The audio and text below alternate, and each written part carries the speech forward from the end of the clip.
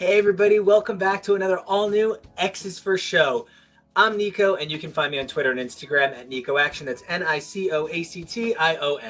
And I'm TK. You can find me on the socials at XNateXGrayX. And we are super excited for today's episode. This is gonna be so much X-Men. And, that's what this show started as. We began as an X-Men podcast. We will die as an X-Men podcast. And all the stuff in between is just full of X goodies. And I think I'm particularly excited about today because it has been a minute since we've had a real AU experience in the X-Men world. The last thing that really comes to mind with some minor diversions is Age of X-Man. And I think I was not super excited to talk about this coming up to it, but as we were planning out the schedule and as I was looking at the first 4 issues of Sins of Sinister and year 10 as this block of 3 of, Storm and the Brotherhood, Immoral X-Men, and Nightcrawlers, the number ones for this are year 10. So it's been 10 years of the alternate universe that we're in right now. And as I was starting to kind of put it all together and think about it, I got really excited because Sins of Sinister is really doing different stuff with the idea of the AU crossover event compared to what we have seen in the past. And we talked about that a little bit in our coverage of, all the previous X-Men AUs. But this one to me is particularly exciting, I think. Well, I kind of am maybe on the other side of it. I'm kind of like, I'm here for it because I'm collecting it, because we're covering it, because it's a show that we do. But I just had so much Kieran Gillen with Judgment Day, which I enjoyed plenty. But I'm maybe a little bit good on this. Is it real? Is it not real? Is this the real life? Is it just fantasy? I'm caught in a landslide of crossovers. And there is no escape. Well, and I do love though the Power of 10 thing, that this kind of parallels Powers of 10 and House of X. There's a really beautiful symmetry to that. I really like the dynamic balance that it creates, knowing that there's at least an attempt to tie back to something. I had been really nervous because it feels in some ways like we have leapt forward so much in this narrative that I just worry sometimes about the longevity of the project. But this idea of tying it back to the origin to find new stories, that's exciting. I agree. And my one really big reservation was exactly the same one that you have. I hate to name a creator, but a little bit of Gillen fatigue. Not because there's anything wrong with what Gillen does. You and I spent hours upon hours covering Spider-Girl, a character who we fell in love with, a project, the MC2, that we were so impressed with the creators for doing. But one thing that we said is, unfortunately, this just wound up being too much Tom DeFalco at a certain point. And because there were so few artists involved, it was too much Pat Olive, it was too much Ron Lim, and they were always in blocks. There was not a lot of interchanging. So we didn't even get breaks at the time. And we think so romantically about the Claremontian run that goes for 17 years and is this grand vision that a creator gets to execute with, for lack of, other terms, full control and, an editorial team that doesn't change that much, that they all work close together and they shepherd this beautiful long-standing narrative. And one guy did that, and we all love it because it's our childhood and it's how these stories came to be. But there are pokeable holes in that whole thing, and I do think that, when I reflect on somebody like Gillen, who has such star status, who is doing a blockbuster immediately after a blockbuster, as though we can't possibly get enough Gillen. It is one of my big concerns as I go through this. And one of the biggest things I noticed is that the art team on these books are so similar as well. So just to put up that we're talking about today, we're going to be taking a look at Sins of Sinister, the kickoff issue that started the whole event. I know we've already looked at it, but always worth looking at the first issue of a big event. We're also going to be taking a look at the Year 10 books in Storm and the Brotherhood of Mutants 1, Nightcrawlers 1, and Immoral X-Men 1. And each one of these features art by Paco Medina, and they're this huge narrative running story. And it is definitely a thing where I feel like the books are trying to tell a really coherent, clear narrative. It all starts with the original titles that these are based out of, but it ultimately winds up moving to some places that I do think get a little cloying because they feel so like insularly protected, but we're going to get into all of that, and I can't wait to. We're also going to be taking a look at Rogue and Gambit #1, as well as Captain Britain, Betsy Braddock #1. Now, it's so exciting to talk about these dynamic issues that see some really exciting romance kind of stuff, but also way more than just romance stuff. Like, no one is downplaying these two incredible books written by women that are featuring, you know, female leads. Certainly not knocking it to say romantic titles, but seeing Rogue and Gambit on the cover, that's a couple. Seeing both Betsy and Ascani on the cover, that's a couple.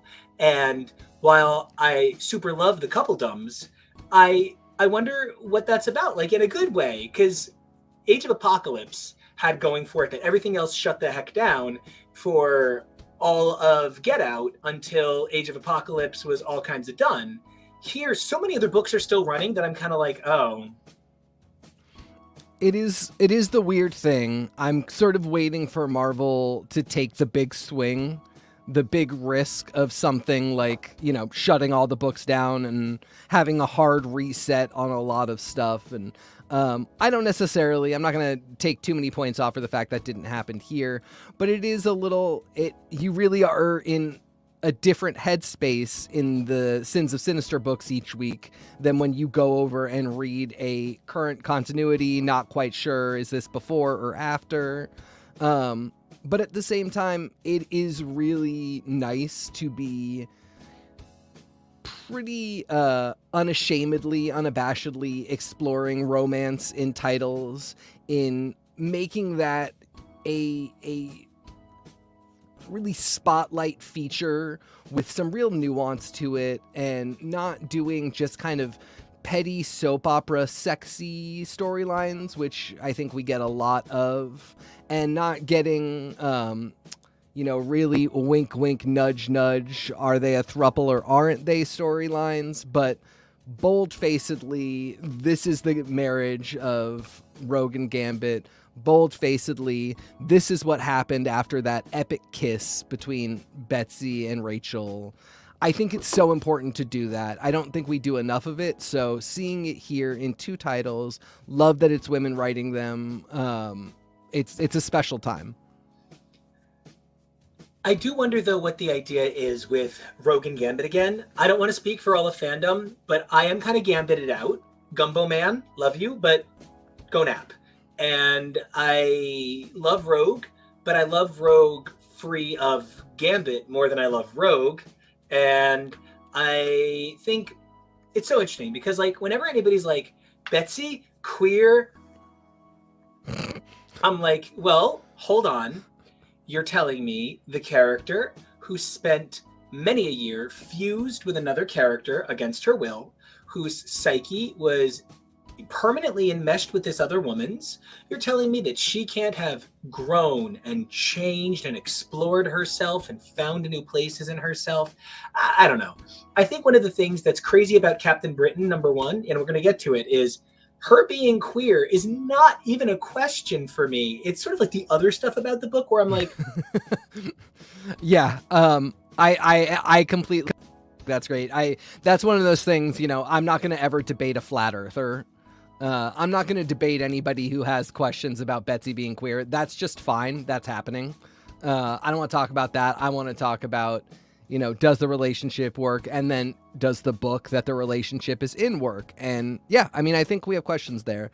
I think with Rogue and Gambit, this is forever. I think this is one of few, like, this is a Gwen Stacy's death couple. This is never going to change. And it's really like a let go and let God moment for me. No, Magneto and Rogue or nothing. You know, I kind of, except for the fact that, you know, the OTP for Magneto is, of course, Charles. I do love that couple. It's weird and gross, though, because they are 100 years apart in age. 100 years apart, but just moments away in soul. Why would you hate on love? You're saying what's in my heart, but my mind has to look out for the children and not let them see this example. And, well, and I definitely agree with Jacob down here, Jake, our amazing contributor. Gambit and Rogue are a Reed and Sue. They'll never fully break them up. Well, and I think that part of that, though, is like when you think about their relationship, their family is so effing entwined in this relationship. It is so funny. I'm a poly person, and I've been so lucky that all of my mother-in-laws and my own mother as well have all been delightful. And you have not met one of them yet. That is true. And, but you might very soon. Well, and so, but you know, the rest of them have all been really warm people. So when Destiny's like, "Hi guys, I'm just gonna skulk in your bedroom," that is like some Three's Company levels of shenanigans, and it is nothing I am here for. Oh man, we'll get into this more for sure. I'm glad you said that, because this is being bookmarked for me, because I can't wait until we've got Robbie and Tori and Jonah in the room to get into this as well. I'm sure Jonah has some very relevant mother-in-law opinions, but I think it's gonna lead. It has already led to some fun comedy. The Hate You panel of Destiny is an all-time favorite. And I see potential, but there is another side to it for sure. And to start things off, we're taking a look at this guy, Sins of Sinister. Oh yeah. And just to do a little bit of like super gay history for a second, so you guys might remember classic cartoons. There was a bad guy, Simon Bar Sinister, and a Bar Sinister was how families were like, "You're a bastard. You're not really our kid. You can fly our flag, but you have to put a black bar on the left side or the sinister side," because like dexterous and sinister, left and right, you know, the ambidextrous can use both sides, right? So a Bar Sinister is literally a black bar on the left side of your flag, indicating that you're technically a bastard. And geek, totally geek. You think Kieran Gillen isn't a geek? I mean, the guy literally has comic books about dice games. So I just had to, you know, be your friendly neighborhood gay gym teacher librarian for a minute, and needed to download a little bit of knowledge about Bar Sinisters. And I think it's really interesting, because if a Bar Sinister represents that you are actually the bastard child of a nation, I can't think of anybody that better represents that right now than Sinister.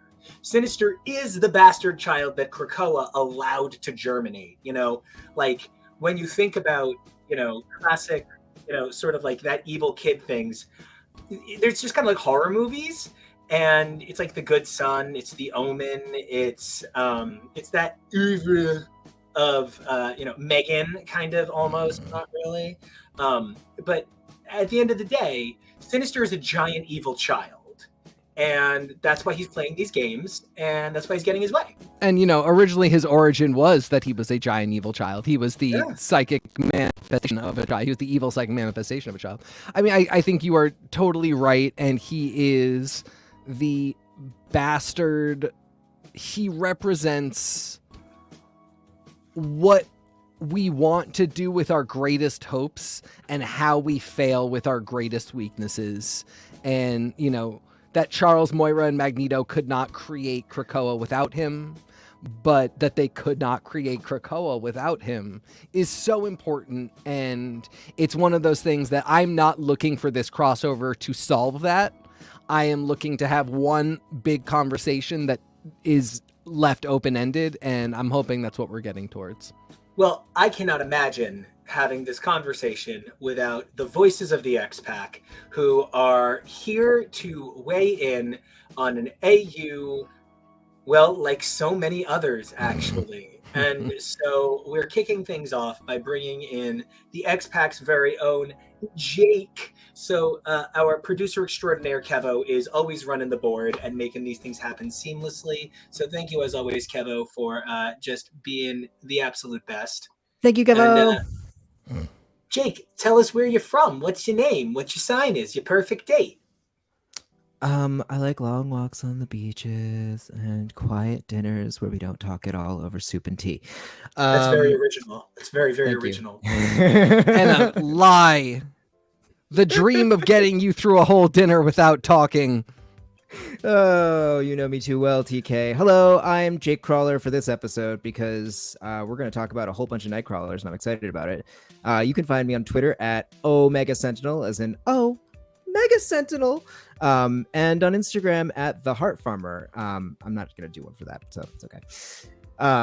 And boy howdy, am I excited for this event. But I really got to push back on this notion that this is even an AU, you guys, because I don't think it is. I think that this is because I see that look. Moira's resets are considered sub universes of the 616. They are not alternate universes, and this is one big Moira reset. So do you hold on? But do you genuinely believe that mechanic is going to result in something different happening here? You do. Yes, I think that is the Chekhov's gun of this whole thing. It's what they're driving towards. You know, it's the MacGuffin they're chasing. Everyone's like, "Where's this fucking lab? Oh, this friggin' lab! Oh, this stupid lab." Sorry. We're all trying. And we're trying. And you know, and given the structure of this story, I really like that this is and I think this is a controversial opinion. I like that this is more of an X of Swords style serial storytelling event where you kind of, to get the full story, there is kind of an order to read these books in. You know, there was a point at which the lab disappears and winds up in Orbis Stellaris in one book and then in another. So there is a pretty clear sequence here, and that helps my scatterbrain keep this whole story in order. I like that I don't have to go looking in like 12,000 different books to get the full story. I like that there aren't like 8 different smaller books spinning off of this.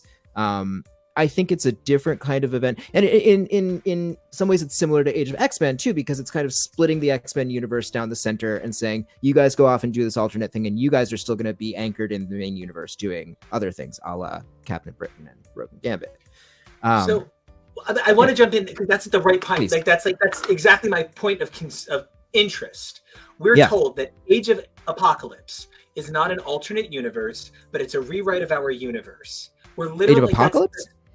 That's what it is. That's the Mcron crystal. It literally changes time, and it's a perfect write over of our world, which is why there's no other world to go back to, but a moment to stop from fracturing the timeline. Because the timeline fracture isn't a parallel world, but it's our world perverted. And that's the pitch of Age of Apocalypse. But it winds up its own world. And I have like realmatic thoughts about that, because I think as soon as one world turns into another, that second one just becomes an alternate universe, like, or it's already there, or it's like resonating into that alternate universe. Like that alternate universe already exists because multiverse, we've established that the multiverse is thing. So for me, it doesn't, like, whatever the narrative is trying to tell me about. So I guess in some ways, technically, yes, it is an AU. I just am being pedantic about the sequence by which we categorize AUs. But it's an AU with an asterisk, so no one's here to give you a hard time. It's like a Moira like Kappa AU. I'm not here to give a hard time, but I am waiting for the moment, because we've had these are AUs. We swear these aren't AUs. We were just kidding. They function exactly the same as AUs. And I'm waiting for the moment where we get that looks like a duck and quacks like a duck, but then functionally for plot purposes. Hey, guys, dead means dead. You know, I also really like the kind of event symmetry, because this is paralleling last year's X Lives, X Deaths of Wolverine, which was itself kind of a... Thank you, Nico. Itself kind of a reference point back to House and Powers of X10. And so I kind of like the storytelling symmetry. It feels like this is the thing that's opening the next chapter. The upcoming Fall of X. So I guess, you know, I'm really pleased with the progression of Krakoan events. It hasn't been boring. No, and if this leads into Fall of X, I'm happy. I just need Fall of X to deliver on a promise, because nobody wants to go to the movies and the best part be the popcorn. And if this is what's coming before Fall of X, I need this. I don't know. Like, I hear it, but like, I'll say this: Kieran Gillen plays with other people's toys with more affection than anybody in the universe. Kieran Gillen just loves your toys and wants to love on them and show you affection. Like, I would dream of Kieran Gillen taking my plans, throwing them in the garbage, and doing his own things with my ideas, because the love he shows for other creators. Like, I don't know if this was always the plan, that Sinister's DNA was secretly being seeded into everybody. You know, while we're at it, real quick, creative teams, Kevo, if you would bring up those amazing slides that you made. I want to just remind everybody that we're here to discuss 4 incredible books. We're going to be taking a look at Sins of Sinister #1, Storm of the Brotherhood of Mutants #1, Nightcrawlers #1, and Immoral X-Men #1. Now, Sins of Sinister is, of course, written by Kieran Gillen with an unbelievable team of artists, but one guy to color them all. So, Brian Valenza, dude, you own so King good. shit.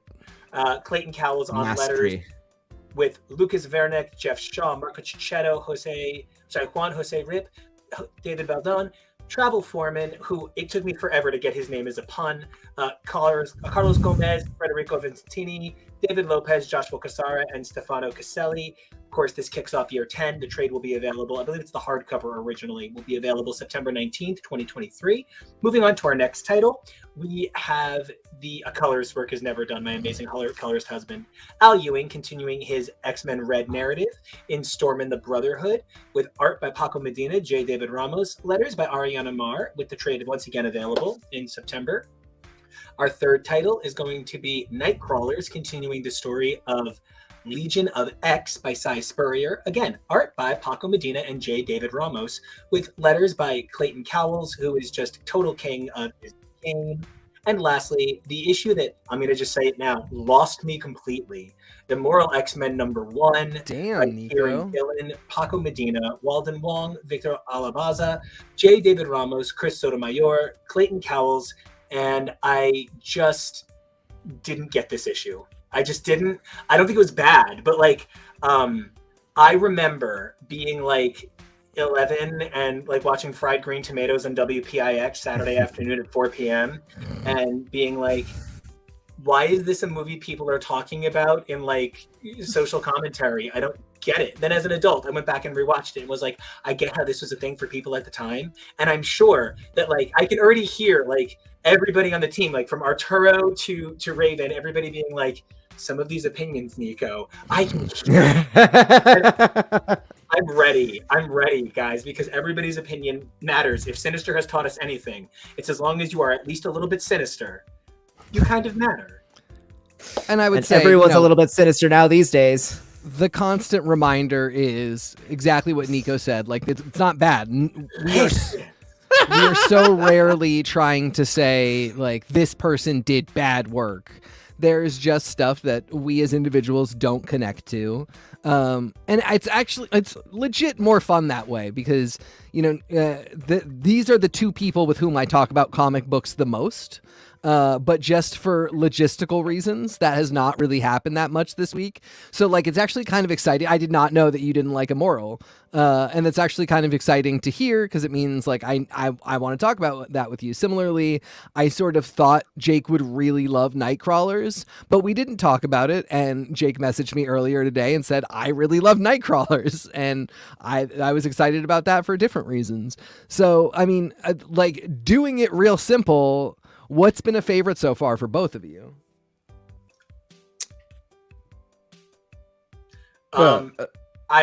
My answer is terrible. Yeah, no. My favorite thing in the entire world was the page where Wanda died.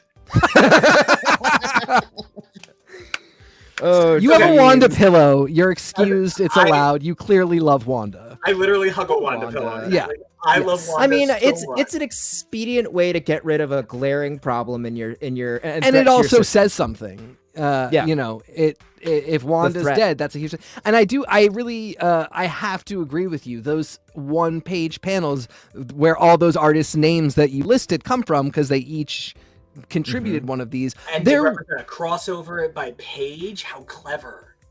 They're really something special. They do a bunch of work that, you know, a series like Age of Apocalypse did through many issues that maybe were too much. And sometimes it's okay to shorthand in iconography in something that says we cared enough to hire a different artist, but we didn't get so enmeshed in this that we are going to make you read 4 more issues. Well, and this is what I like about this event over Judgment Day, that it's really, it's a lot more compressed. We're not reading 36 issues of this event.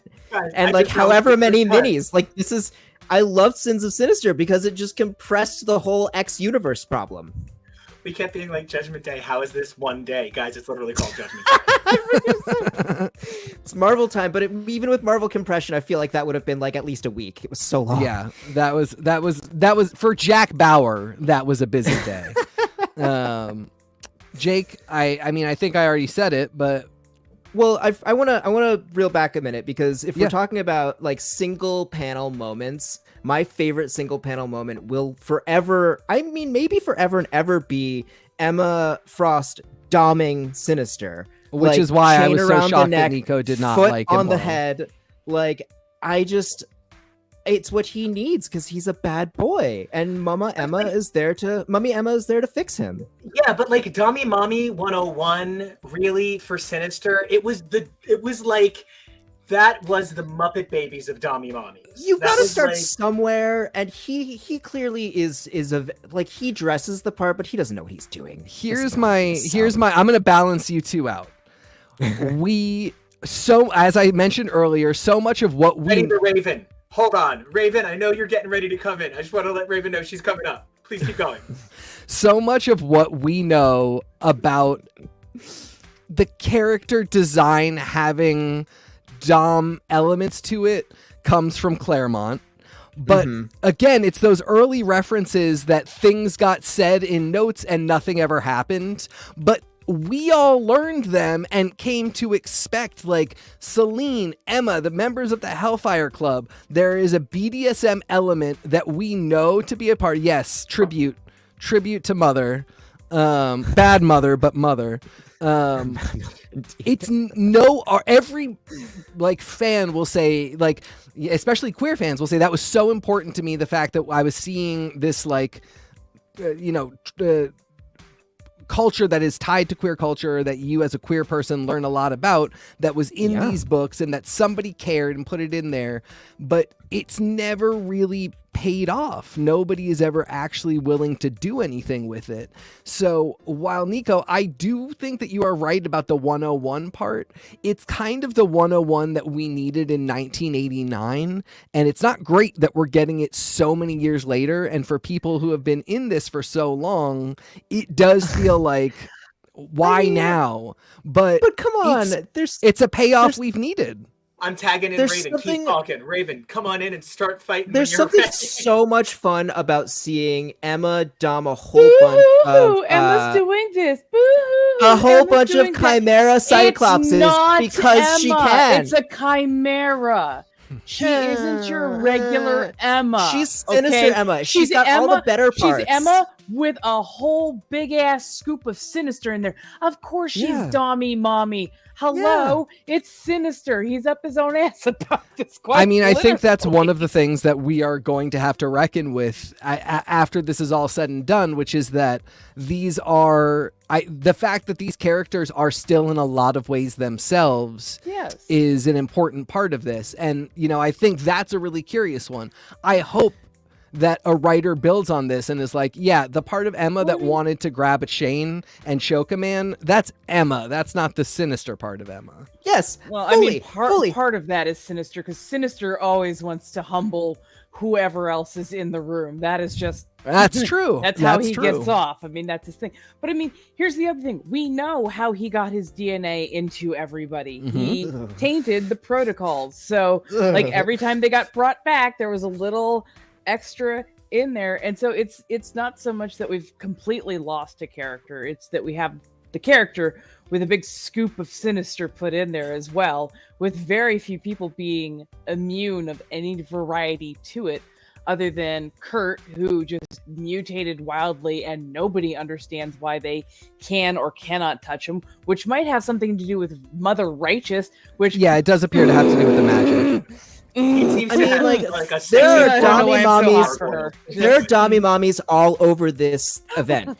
Right. Between Mother Righteous, like Queen Rebel Storm, and Emma Frost and her beautiful chain. And you know what? I'm going to throw it out it's a there lot of in a fun. very different way, subtler, but Destiny. Okay, but also Charles. Well, and you know, Ms. Charles, Sinister as yeah. well. Oh God, Charles, No, but Charles is Xavier? Oh my God, Charles Francis Charles- Xavier? Charles, Oh okay, my highlight the God, Francis to more prove my whole point that he's so tears than femme. a Karen-ass God, she's white such a woman. subboy, though. Just, oh my God. Just, Look, he's ready to tell Like, you really? that he is really upset at this Really, T-Mobile cellular. Really, Charles, you're gonna sit there and We I wanted have better to, I have to service. cry. I have empathy for them. No, you don't. No, you don't, you weepy SOB. You are putting on so much of a smoke show for yourself. It's not even funny at this Exactly. point. Like, I agree. It's for himself. He needs Oh, to yeah. lie to himself. oh yeah. Because if he accepts And the even truth, more so that as he's Sinister okay with Charles. Sinister. Exactly. If he accepts the truth that he's okay with this, it's Yeah. lost. Oh yeah, absolutely. I mean, even before Sinister got in there, he had no problem often violating consent or a person's will, just either walking straight around it or going straight through it. He justified it all the time. If I Now could he summon just, any again, gift, has- it would yeah. be Nine Inch Nails Closer video right now. It's Yeah. true. Truly. True. And But I'm just saying, just like, oh my God, like it's not an AU. I hate to say it. This is not an Thank AU. you. Because, okay, if it was an AU, it would literally restart with Moira's birth. And instead, Right. Sinister has been able to manipulate it, so it's only rewriting the last 10 years in this loop or in this cycle. So yeah, it's not an AU. It's more like, at the very best, it's a pocket AU. Yeah. It's like a So, novel like, series. It'll come back and somehow correct itself and reconnect. But mostly it just It's a feels like, faux oh, you. it's a rewrite. They just need to, put the correction tape over it I mean, once they're done with the story, and then here we go think- back to our regular. I think you're right. I think just for me, like, I really want that to have its own ramifications. Oh, yeah. Even if it's not right after this ends, like Mhm. when they finally decide we cannot live without the Nightcrawlers, they need to show up in mainline continuity. I don't want it to just be Exiles where they go to Earth number which is Yeah. basically the same thing as the Sins of Sinister time. Actually, Earth number burp is actually a Squadron Supreme world. So That is completely actually. plausible. Well, I think What they're was planting the the seeds Nightcrawler for this domino? already. What was Oh, the how Nightcrawler so? Domino's name? Like Lucky Auntie? Lady or something like Lucky Lady or something like that. Lady, I can't remember. It was Lady Luck maybe? Which I could see her coming back, because not only do you have a teleportation BAMF power that literally takes you to a different plane before it loops you Auntie back to where you're supposed to go. Auntie Fortune, thank you. Yep. I was like, Yep, it's not yep. Auntie, that's a different book, and she changed her name anyways. But, who am I to say anything as I change my name on a regular basis? Anyways. as is your right, Chimera Raven. Right. Well, and she's got luck. She's got Domino's luck powers. So she could take a lucky jump, hit a different plane, and then loop back into what we call the normal, universe, and be like, oh, what the shit is this? Oh, that'd be interesting. That'd be cool. That would be an awesome side story to see different characters who are able to somehow or another get pulled through, who don't maybe necessarily affect the world too heavily, Mhm. but still that way you have remnants of this world coming back and through. Well, and I think that's what's going to happen with Rasputin, because we have been like gaga for her since her first appearance, and she got a little tease right at the end of Immoral. Was it Immoral or Sins? I can't remember. Sins of Sinister or Immoral. But I think she's coming back, and I think she's coming into the main storyline. Now, I know that I'm soon to be, but on my way out. But I want to just say, I think that the ramifications to look for, the thing to kind of track in the back of your mind is, what is the Dominion? And what has been around, that has always been around, that's going to be formed here, that's going to have ramifications back throughout the past of the Marvel Universe and the future of the Marvel Universe. Like, I think the Dominion has always been there and is staring us in the face, and we just don't recognize the shape of it yet. They tell us that it is atemporal. They yeah, exactly. If it achieves it, it has always achieved it. That's just that's it. So yeah, what is? I mean, and I thought it was really interesting too that they brought the World Forge into it. Big Celestials Eternals reference, big MCU Eternals reference. Really? So yeah, that's like where they all come from. When what's his name gives Cersei the Tor, when remember he's and this is the World Forge. So just like terminology wise, like World Forge did not get brought up during Judgment Day. Like it's, it has canonical past, but we weren't talking about that the last time the Eternals came up. It is now a thing that got name dropped in this as being like kind of the connective force that Orbis Solaris is using to get himself Dominion level. And I just thought that was a very interesting thing to reference, because it literally, he could have just said, I have a galactic Dyson sphere that I like stole off of some aliens, and we all would have bought it. But to use specifically a celestial technology and name drop it is probably, to me, going to be pretty significant. Yep. Well, Jake, before we lose you to year 100. Oh gosh, is that gonna be the next time we see you? Oh, I'll be so old. You said nothing of Storm and the Brotherhood, and that's where I definitely want to get your opinion before you jettison on out. So, Rebel Queen Storm is, so first of all, loving references to Star Wars. Oh, I love that screen crawl that they did. Yeah, that I knew exactly what I was in for as soon as I saw it. I was like, oh god, thank you. I'm a Star Wars nerd. I'm an old school Star Wars nerd. So this was very satisfying to me. I love it's, and it follows a very classic formula. You got your band of rebels going in for an impossible task. There's a traitor, there's a MacGuffin in the form of this lab that is all over the place in this series so far, or in this event so far. I think it's a really interesting key point in the development of this story, and I'm going to be really curious to see if Storm's going to be alive at 100, because I would love to see old Storm kicking ass. I mean, I think we know we have her at 100. She's in the wheelchair that she always gets put into in the future for some reason, which I think is the weirdest thing. I like that. I also do not. Come on, like it happens over time. 100-year-old do you see sprinting around? Okay, come on. Fair. But it's the fact that she's wind. in this same chair Agatha as Harkness. X-Men The End, and she's in it one other time. No, it's that chair. It's the Christopher Pike. It's like, maybe if the Moira Captain dies a Star Trek couple chair. more times, we can get her a better chair. I like that This is a Storm chair GoFundMe now. That'd be funny that the chair is a fixed point in time. You literally just can't change it. It's a constant. Oh no, poor Storm. Jake, I also know that you said that you loved Nightcrawlers, and you only just scantily touched it. So I would love to get a little. Oh yeah, Who's Mother your favorite Righteous is- Who's your favorite? What are they called? What's their group name? It's like the Night gosh, Riders or something. I can't look it up right now because The I'm not talking about it, Bamfinators. but I like the idea that there's some essential piece of Nightcrawler that is that can push back this sort of like je ne sais quoi that can be open to change and freedom. It is the spark. Yeah, thank you. It is the spark. I call it the je ne sais quoi because I'm not Krakoan. If only they'd founded their religion around. You that. mean the je ne sais Kurt? She's just like, Kurt, oh, Nico.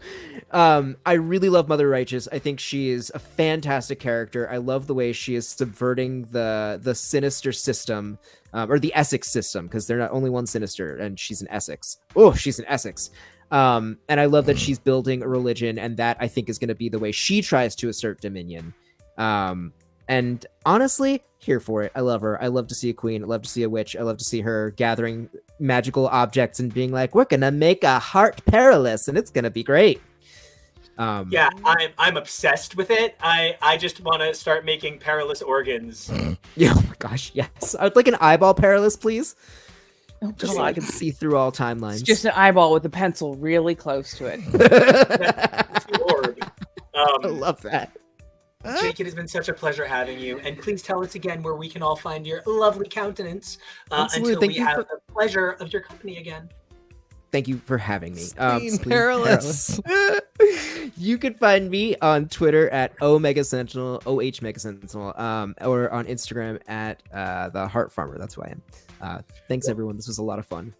And until we return to discuss the prostate perilous with you, it has been amazing, and we will see you soon. Bye, love. Hey, it's only the prostate perilous if you bear down. Also, I would like to point out that your doctor would point out that it's the prostate perilous if you don't get it checked out once a year. So, Raven, there is nowhere to ask. There is nothing to do but to ask you. So many. Storm in this goddess moment where she is just the only person with a damn brain in all of the Marvel Universe. I love her new outfit. I just wanted to say that straight up front. For once, I love the new outfit. It has this very Roman gladiatorial, like, strong feel to it. It actually covers the way it should. Yes. I'm just saying. Like, it doesn't rely on showing off more of her body in order to get across how badass she frickin' is. So I love that, and I love that it's also a big shift because she's really shifted her position on this. It's 10 years after Araco. It's, she's part of the ruler of a broken land. She wants and needs not just vengeance, but to, like, start the healing process by taking away the thing that is hurting her people. So I'm just like, yes. But the fact that she fell for Mystique's bullshit not just once but twice. I think that is one of the finest single issues I have read in a really long time. Yeah. But the line of dialogue that was, "You fell for all the fake tells I've fed you over the years," was a level of eye roll I'm not used to from an Al Ewing line of dialogue. I don't want to say like I felt betrayed by it, but I did not like that line of dialogue in a meaningful way. Yeah, neither did I. Because here's the thing. For as sneaky as Mystique is, and I will absolutely grant that she is sneaky as shit. Storm is a sneak thief. She was a pickpocket. Yeah. She's used to not just reading kind of the big tells that a person would have, a cadence, a voice, all that kind of stuff. She's used to picking up on very, very subtle changes, very, very subtle things. And she keeps her skill set very, very sharp on purpose. Oh, yeah. So, like, for her to go, okay, well, we caught you the first time because, I got somebody here who's got, the Master of Metal Blood. And, I was checking your heart rate. Okay. And then she gets stabbed from behind through the perilous spleen. And just, oh no, I'm dying on the floor over here. I fell for your thing. What? And that was like sort of even the part that I found really interesting was that Al Ewing didn't shy away from these women's strengths and playing into what made these women so powerful. And then there were just a couple of moments that were kind of maybe clunk for me. Yeah. I don't know. I did think this was a great AU for women. I might not have loved Immoral X-Men, but between Storm as a powerhouse running in the pages of Storm and the Brotherhood and the general sense of strong women running through the pages of Nightcrawlers, which okay, Nightcrawler's having the spirit of a Spider-Man book, Ah. but Right. the trappings of a Vertigo book. Yes. It reminded That was- me a lot of that was so Slingers, genuinely. Oh yeah, Nico, Yeah. that is the first thing that I thought as well. And the reason I was like, these are the characters that are coming out of this. Like, and I feel a little bit played because I feel like they were like, yeah, we're making an Exiles team to see if you like it, and if you do, you're getting this Exiles team. Which, oh my god, you're not wrong. yeah, which I'm fine with because I do in fact like this team. But I feel like we are product testing a lot as readers these days for X stuff, and it's fine, it's totally okay. But like, you really did see them playing around with some stuff, and the goal of tying Peter tightly to the X-Men, though he is not a mutant, that he deals with a level of hatred for being who he is, has always fascinated me. I don't really... The biggest stretch for me is that Sinister would care that much about Spider-Man DNA or obtaining those powers. That seems Disagree. Hold on. super low Actually- priority for him. No, actually, I have to bring up a thing, my friend, that you have read 23 issues of. Renew Your Vows. There is actually an AU Yeah, where Sinister Okay. almost launches a genocidal war to get his hands on spider DNA. Okay. All right. You are absolutely right. And maybe that actually, it's really good that you bring that up because again, we have that tie. Spider-Man is weirdly, he is the Kimmy Gibbler for the X-Men. He just kind of shows up from next door and is like, I can come too, right? And DJ Tanner Vereen is like, you have to let my best friend come, and everybody else just puts up with it. But only Christian Yeah, mutants. you're not wrong. You're not freaking wrong, which I do find hilarious because they did have a very interesting lineup. They made Bamf Snick happen. Yeah. And the So, fact like, that that Sinister is thinking it too. Yes. Oh my god, yes. But also now we have a Colossus Kurt mix up. Like that could go wonderfully well. Because talk about coming in like a wrecking ball. I'm just saying. And here's to Miley having a #1 this week with Flowers. Right. Congratulations, Ever. bro. I have been a Miley stan like my actual entire life, and I've had the pleasure of working for her in Disney World before. And like, I don't care. I'm such a Miley freak. It's fine.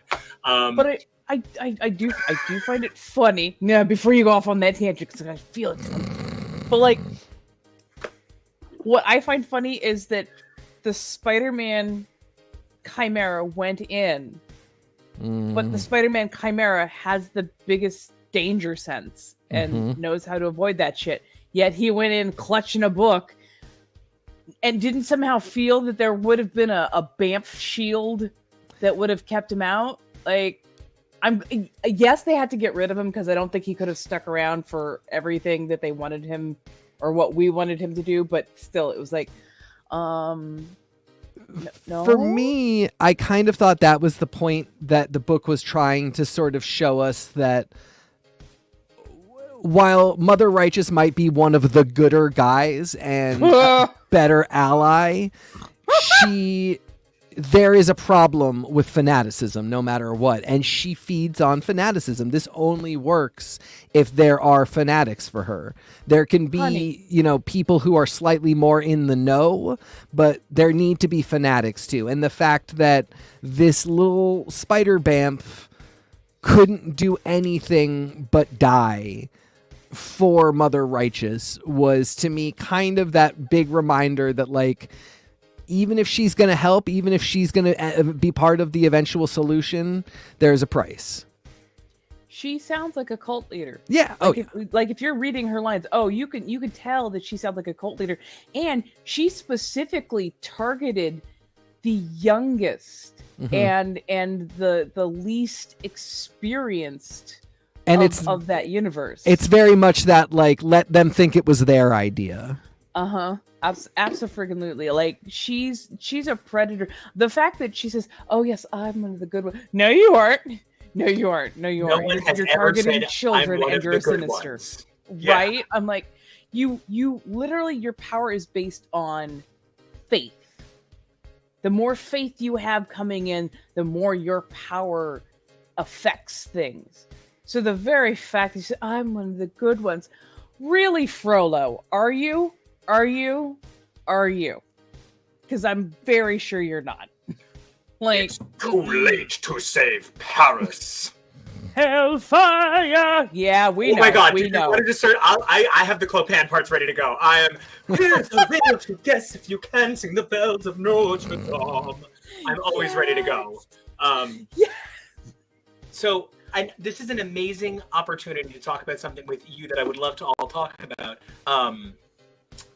I was just thinking, listening to you guys talk about chimeras and the Colossus and Nightcrawler fusion. Uncanny 194 has a really unbelievable cover for this era. It is Rogue having absorbed Nightcrawler and Colossus while Nimrod defeats Juggernaut. Right. This Like, there is is so much going on. This is as Legion of X and Nightcrawlers a cover as you can possibly have. This is so much of what we're talking about now. And I would love if, she would like to join us. I would love if Evelyn would want to join the party and talk with us a bit about this amazing state of affairs. Evelyn, if you're good to join the party, we'd love to have you. Hi. Yes. I've been listening to everything and laughing my butt up, loving it. My mind is just blown because it combines some of my favorite things, which is weird, probably unethical science and potential Probably alternate unethical. universes. Probably unethical? Ooh. When you want to reset a universe, you kill someone. Yeah, probably unethical. Just a little. Reality eugenics. If there wasn't such an ethical dilemma, like splicing genes and like seeing what you can do with evolution would be so cool, but it's so wrong. I may or may not be a sinister in a past life, maybe. But my favorite thing about this, because I know we've talked about like whether or not it's an alternate universe. Either way, I love it when we get to see a side of Earth when it's manipulated by someone.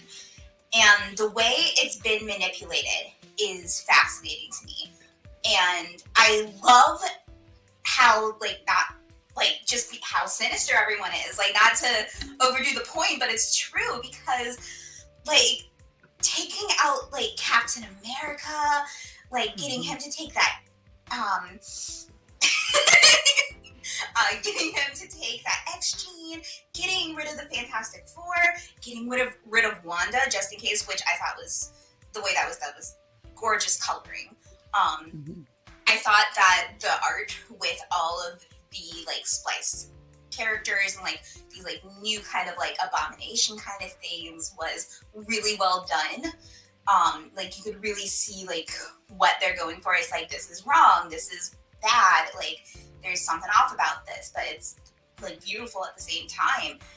And just have it I like my villains smart. No, there's no contingencies. Get rid of those big players, shoot the gun, don't give a monologue.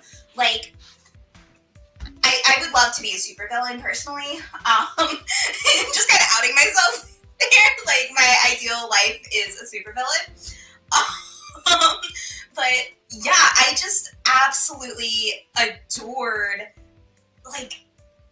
how smart everything is. I mean, yeah, it's not perfect. There's still things that aren't solved. We obviously have Storm in her rebel mode, which I have to agree about the Star Wars aesthetic earlier. I saw that and I went, I like this. And it was so 80s too, with the 3D effects on the wording.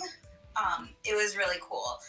So See, everybody keeps saying Star Wars. For some reason, I was thinking closer to Oh God, Buck Rogers or Flash Yeah. Gordon.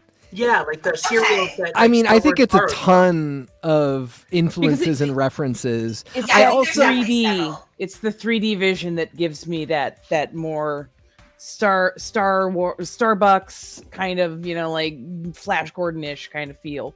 There's also a lot of like in-universe references too. I mean, the biggest thing for the first time I saw it up close and really looked at it, Storm's outfit, she has kind of the Mohawk helmet, sort of a Valkyrie-esque component, but then she has a Magneto collar.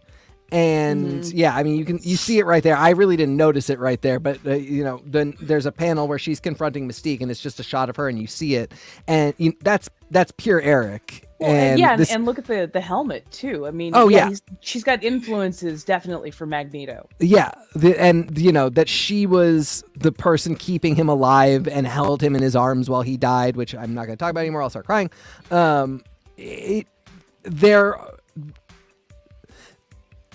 Ewing is really good to do references stylistically, to work with artistic collaborators that will make references with him, but then to really make sure that he has accounted for the in-universe references as well.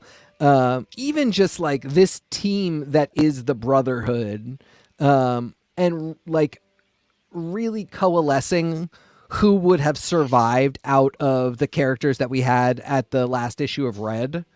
I just think, Ewing works really well with ingredients. You might not always want to order the dish again, but that first time you eat it, you will be really impressed at every single flavor and every little like spice that you realize is in there.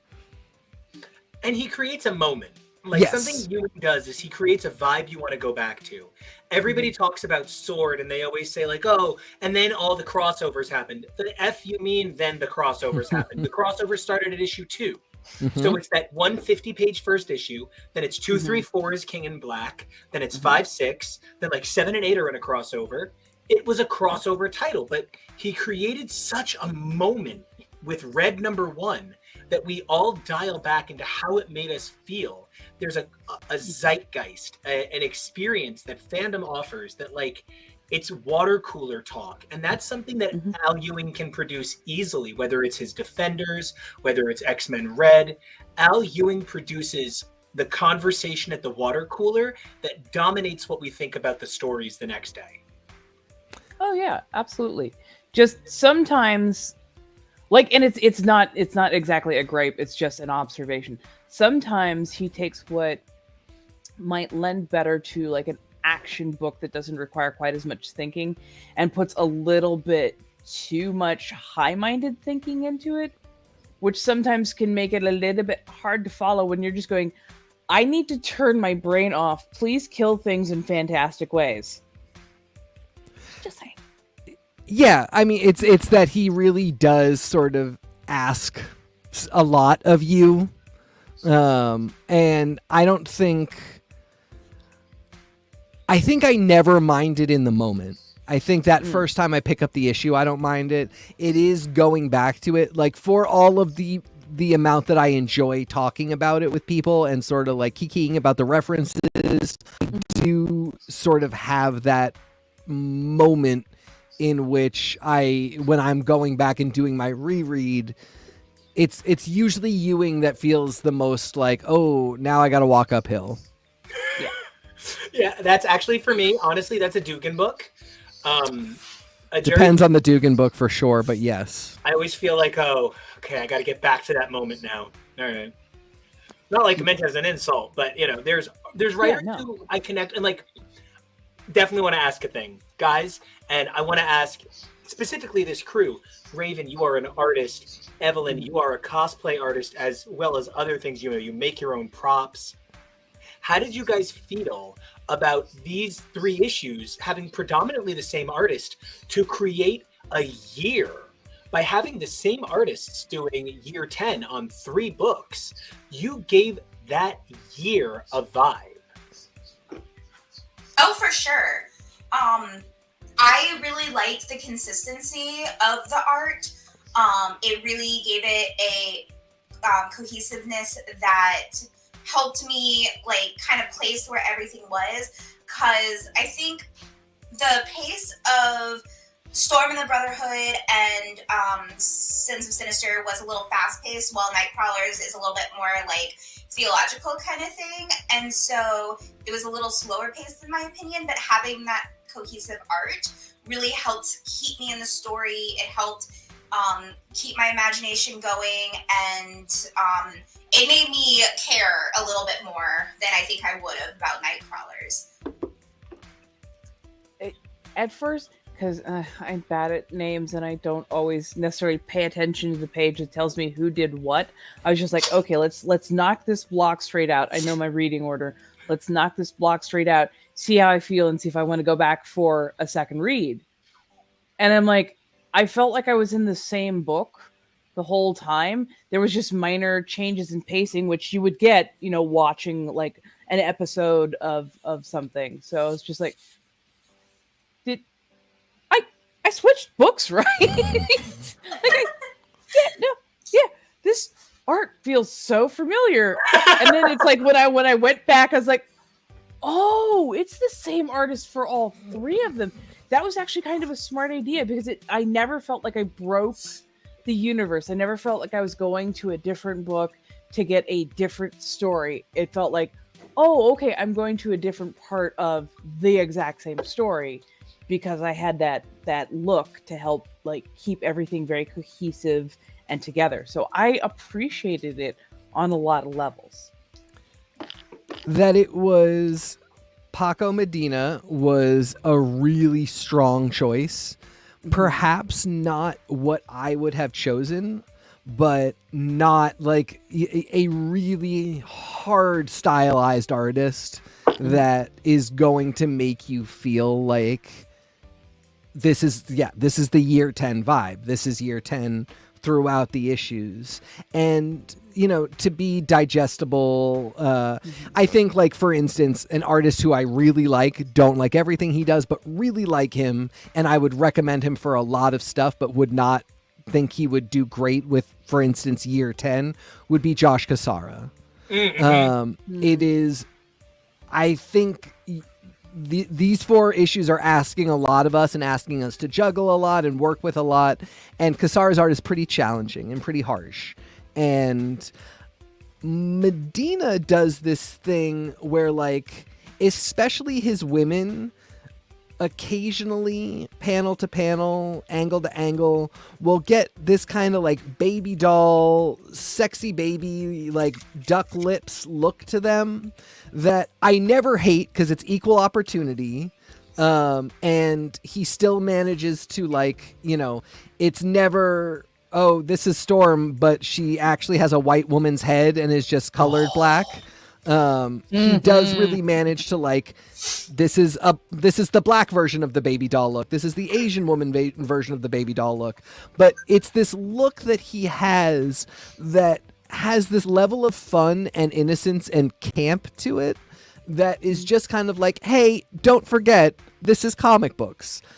No matter how dark and gritty and unhinged this gets, we can have a little bit of fun, and we can, like, pose and get a little bit of our sexy baby on, particularly when the bodies aren't, like, offensively proportioned.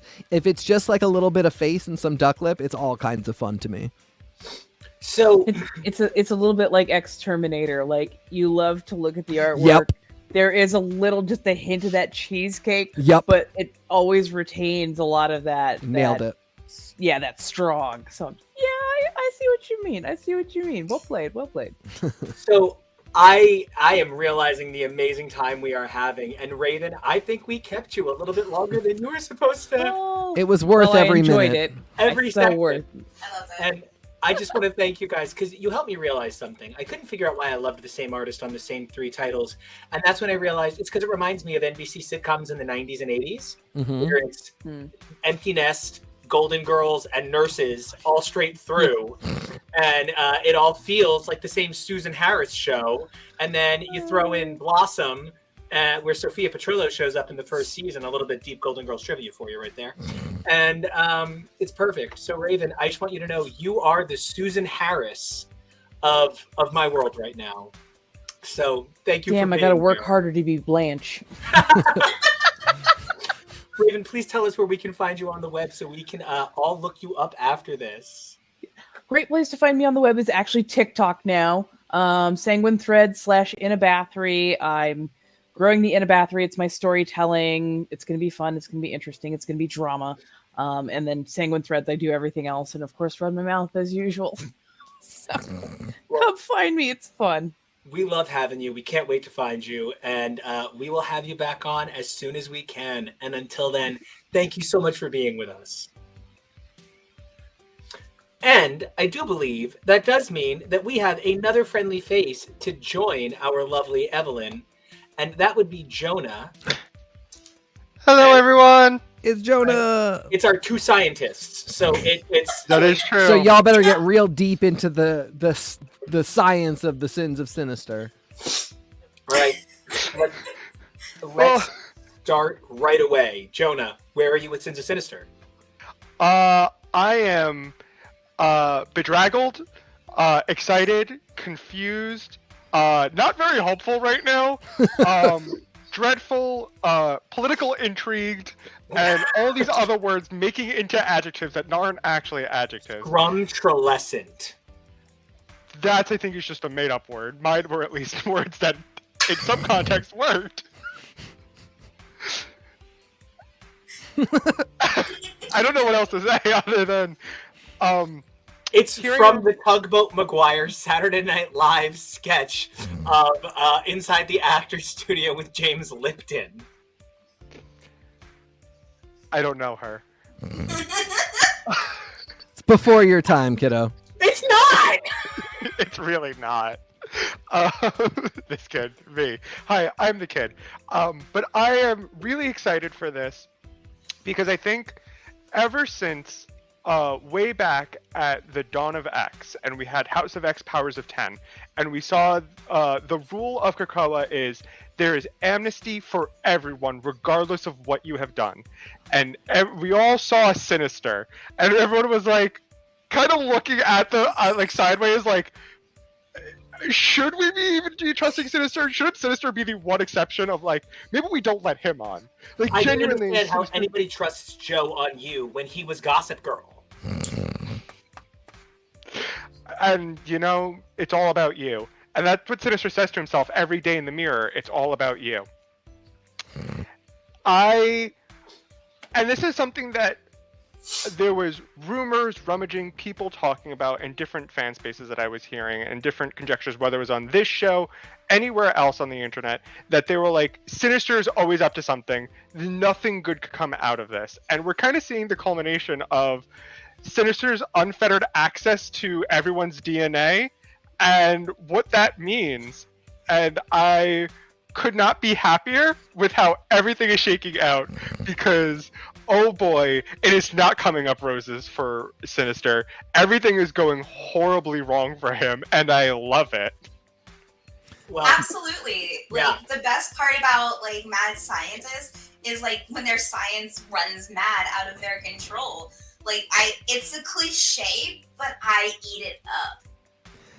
It does bring me to my one, not my one, but a place of conjecture that I really want to believe that we're not going to get through this entire event without some version of, like, somebody knew he was going to do this. Even if it's Moira, somebody... Well, Destiny. What's But that? I was to say Destiny. Well, Destiny- Destiny for sure, but I'm saying, knows. like, of Xavier, Magneto, and Moira, of the people who brought him on to do the genetics part of the project, I really want to believe that if we're not doing Xavier had a plan backup of Sinister's plan, I really would like to do Xavier mea culpa-ing and just being like, that I thought I could handle this man makes me so stupid. I do not deserve to work at Krakoa and McDonald's. Please put me in prison. That is my only thing, is the fact that, like, yeah, it's so obviously going to go bad because it's Sinister. I just want there to be one person who is like, I actually had a plan for when this started happening. Yeah, for sure. Like for Charles, like even though he was like, diamond up, when he said it's like a useful monster is still a monster, like that's absolutely true. And I can't imagine he doesn't have a contingency. That being said, part of me wonders, like, because he mentions Eric a few times, and I wonder if Eric was the contingency, or Eric was the one with like all of the plans for that, because they were really working together. Like they were husbands, they were sharing the load, and now one of them's not there anymore. So I would love that explanation, because that would be great. Talk about the prostate perilous. What's that? Talk about the prostate perilous. Oh God, Nico. It's a really good explanation for why Xavier really didn't do anything, or like, you know, there was no salvation. But it does give me that thing of like, yeah, Eric and I suspected that he would betray us. I just didn't think Eric was going to die, so that fucked up our plans. I think that's brilliant. But do you also think that Xavier knew that he himself would die in this process? Because I think there's a difference of having a contingency when you yourself are alive, and it's, oh, okay, I see the situation now, let me go through my plan, versus I was killed before I knew I was going to be betrayed, and now I have sister DNA in me, and I'm rocking this diamond on my forehead. Well, speaking of diamonds that are in our amazing collection, Evelyn, it has been our pleasure having you with us. We, again, kept you longer than we were supposed to. We're so bad at this. But it's just, you're so much fun, and you're so great, and we love having you, and you're so smart. So I would love to get your final thoughts. Give us your parting shots at Sins of Sinister. Tell us where we can find you, and thank you so much for being here. I feel like I need a disclaimer. I am not a supervillain, and I have no current plans on being a supervillain. Yay! That being said, you can find all of my dastardly deeds on Instagram and Twitter at comic_canary. And for those who are all ever cosplay fans, not only is Ev an amazing cosplayer, but I love Ev's amazing cosplay accessories. They're amazing. Definitely check them out. Worth looking at always. So Evelyn, thank you so much for being here. You are amazing, and we will see you soon. But speaking of someone who has all the sexiness of a supervillain and the mustache of a porn star, there is nobody we could bring to this table right now that fits that bill, but the one, the only, Arturo Baby. Hola, mi gente. What's up, baby? Hey, Arturo, where can everybody find you on the interwebs? Mr. Toybox on Twitter and Instagram, and I'm delighted to be here. Absolutely obsessed with Sins of Sinister. I'm enjoying this more than anybody has a right to. I think it's fantastic. I want to address the question of whether this is an AU or does any of this matter. Everybody cares. I'm so into this. Yes, this absolutely matters, because in so many ways, Nico, you said it really well when you said, Kieran he plays with other people's toys so affectionately and so well. And in so many ways, this is landing a lot of the bits that came out in House and Powers that just blew my mind away in such a way, because that was when like data pages were still a novelty, and it was, you're reading about these generations of Chimera and and it's like the mind spirals thinking of like what that could be. And this is it. This is that coming to fruition. This is the version of that we're going to get. I know it's a different timeline than the one that we saw there, wherein Sinister was publicly executed by the man-machine supremacy. So apart and separate from that timeline, reality pocket, whatever you want to call it, I'm obsessed also with the fact that Rasputin's coming back. That's what ties this to that in a way that is so satisfying. I'm just And I think you bring up a really good point, which is that, like, we did get kind of like a, hey, you'll know we're in the end game. When House and Power started, it was like, you'll know we're in the end game when we get to these elements that you saw here. Things like Sinister and the Chimera, and, he had breeding pits on Mars, so we definitely are outside of the timeline. But okay, one more time. I'm just saying. So close. Prostate perilous. Breeding pits on Mars. Yes, 100%. That this has been one of the really kind of heartening displays of the fact that, yeah, we decided that Krakoa was not a one-off 3-year event. That we're so deep into this that we now have to change some of the, like, play around with the future markers and how we reference Dominions and how we reference the Phalanx, because it can't be the way that we foreshadowed it would happen originally, because that way was really tied to this impermanence of Krakoa. And since Krakoa really might be the long game now, not even the 5-year game, because we're basically past that at this point, this might be the 10 to 20-year game. So we've got to change up the literally the timeline, not just for when things happen, but the way in which so many things happen.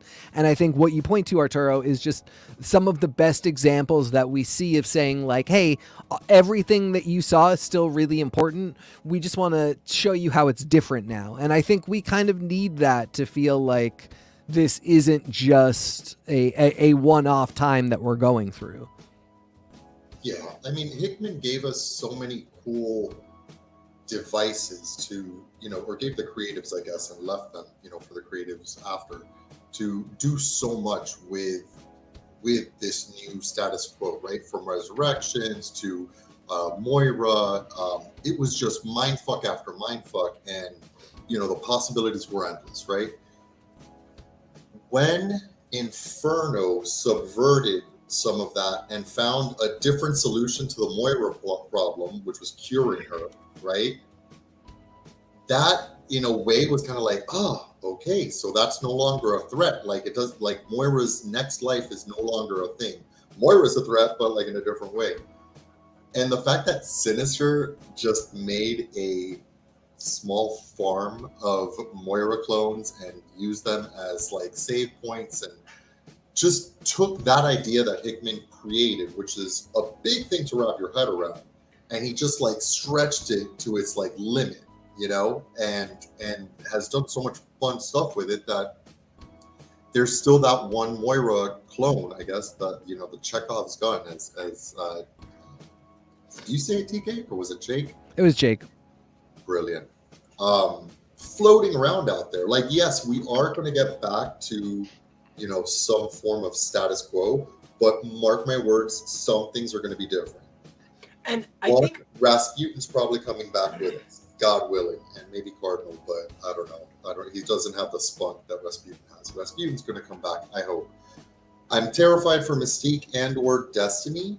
That seems like a worrisome thread where Destiny has chosen this hellish reality because it's the one wherein she's still with her wife, but maybe that's not the case, 5 minutes after we go back to the timeline, who knows? So I'm worried about them. And Sinister's fucked. Honestly, Sinister's definitely not going back to the Quiet Council. Sinister's amnesty is hereby revoked. We already have seen covers with Sinister all over them. We've seen covers with all 4 Sinisters making out alive, having a little cabal, having a little conversation, not in the pit, not executed. Like, the illicit engine here did them no favors. Because I've already seen a cover with all 4 of them sitting around talking about the fallout of Sins of Sinister. And so, like, I know they've got to end okay. And that, That's fascinating. That goes back to the reset, right? Because we already lost Dr. Stasis, the first Sinister to fall, right? Taken out by, shout out to the Nightcrawlers and the Laura Kinney Banff with not a blade hidden in her toe this time, but in the tail. Come on. What a great use of that. What is wrong with you? And, I think that with the the Nightcrawlers, right? That's such a great thing to pick on because Jonah, it's like it was tailor-made for you between Laura, Petey, Nightcrawler, this idea of the spark representing the positivity of hope and warmth and ideology, because at one point Xavier was the idealist, and then sort of like Scott became the ideologue, and then Magneto became the ideologue, and we played around with it. But one of the big things in this era of X as X as like a brand is there's different kinds of ideologue and there's different kinds of hope, and Storm and Nightcrawler really represent two sides of that. And I would love to get how you felt about Nightcrawlers, this dream team for you.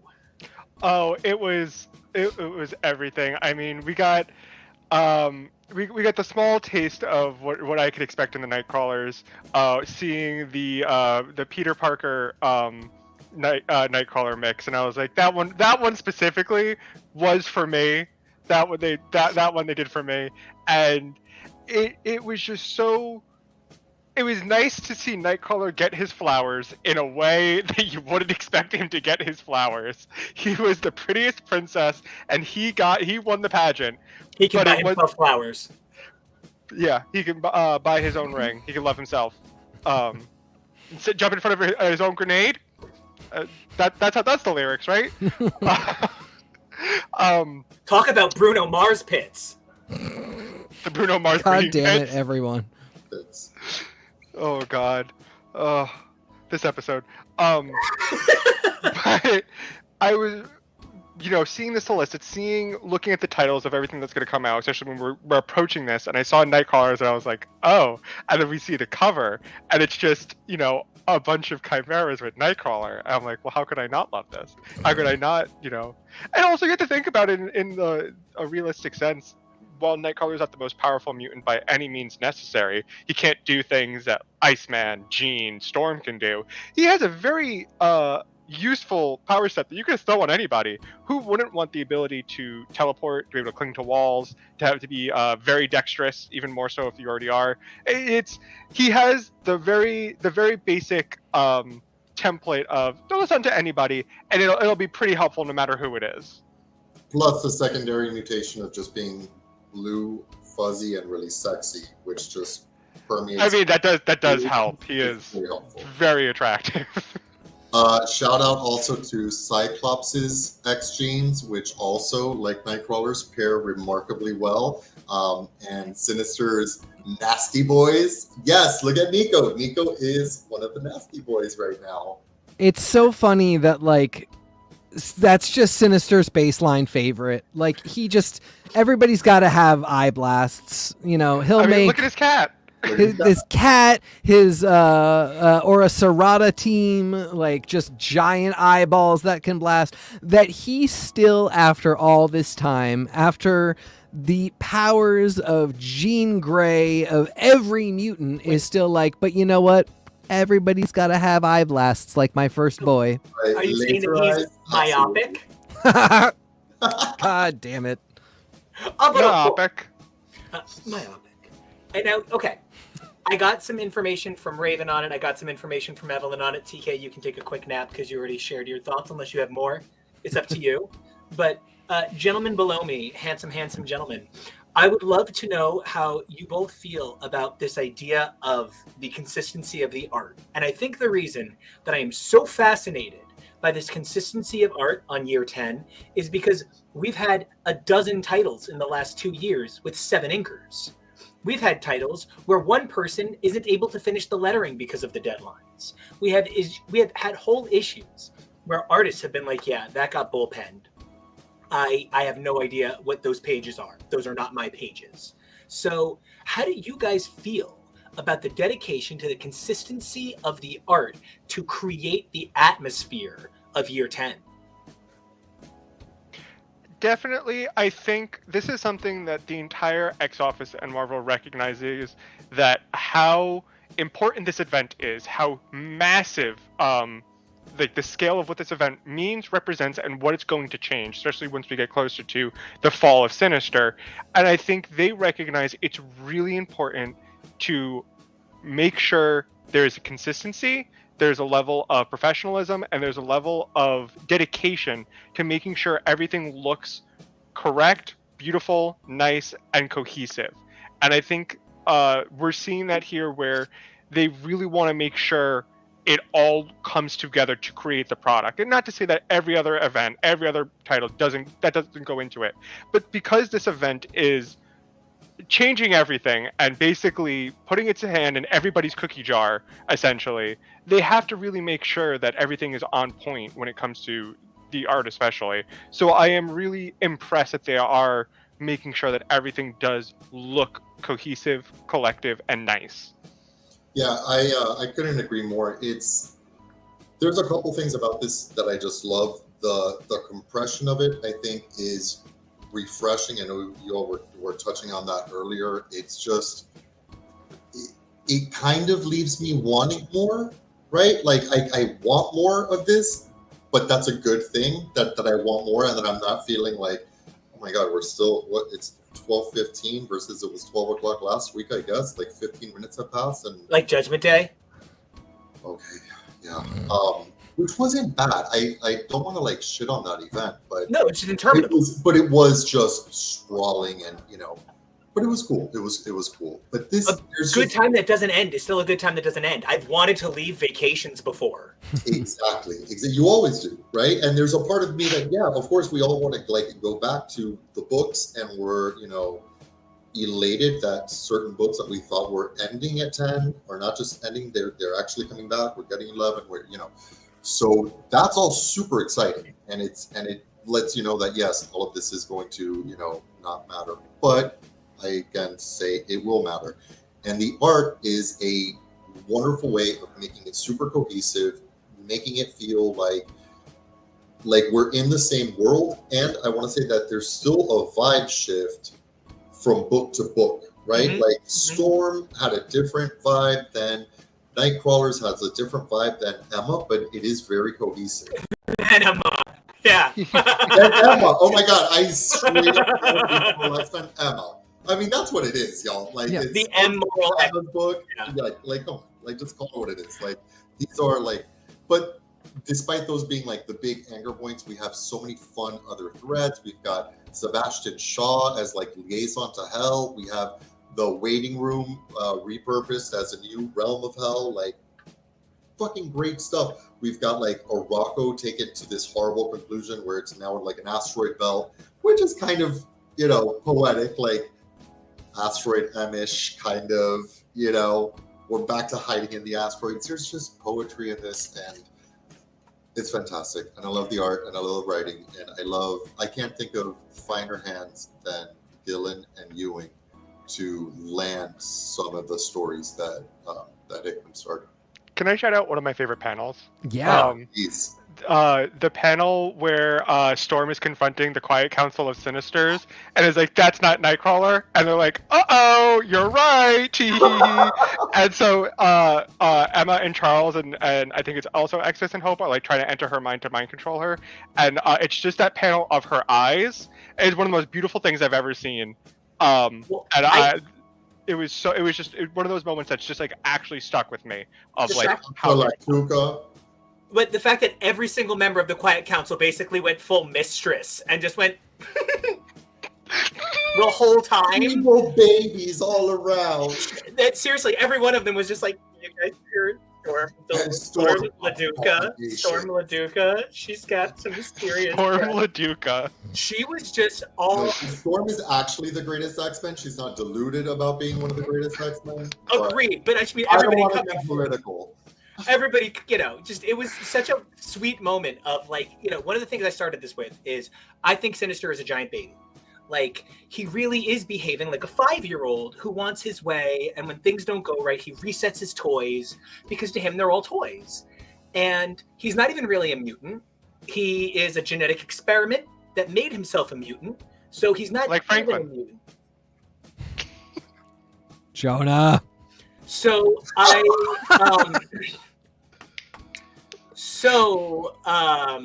anyway, I added him back. Where'd he go? Okay, sorry. You're here now.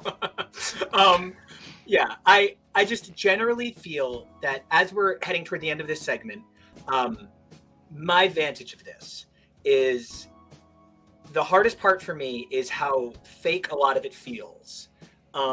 It all feels really, really engineered. Like every story for the last 4 issues was just ramping up their part of this, unless it's just ramping up for Fall of X.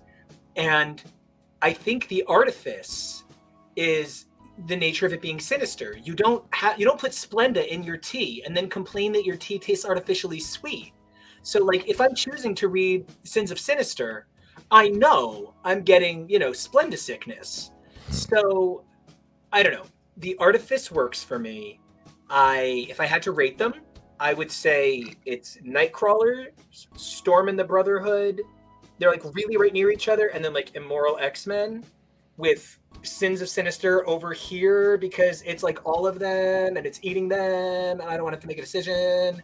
So guys, rank them. Tell me where we can find you on the interwebs, and thank you so much for being here and amazing and beautiful creatures. Let's start with Arturo. Okay. I refuse to rank them. They are all excellent. You have to read them all. Don't read one and not read the others. If you are going to do that horrible mistake, then I guess read Sins of Sinister, because that's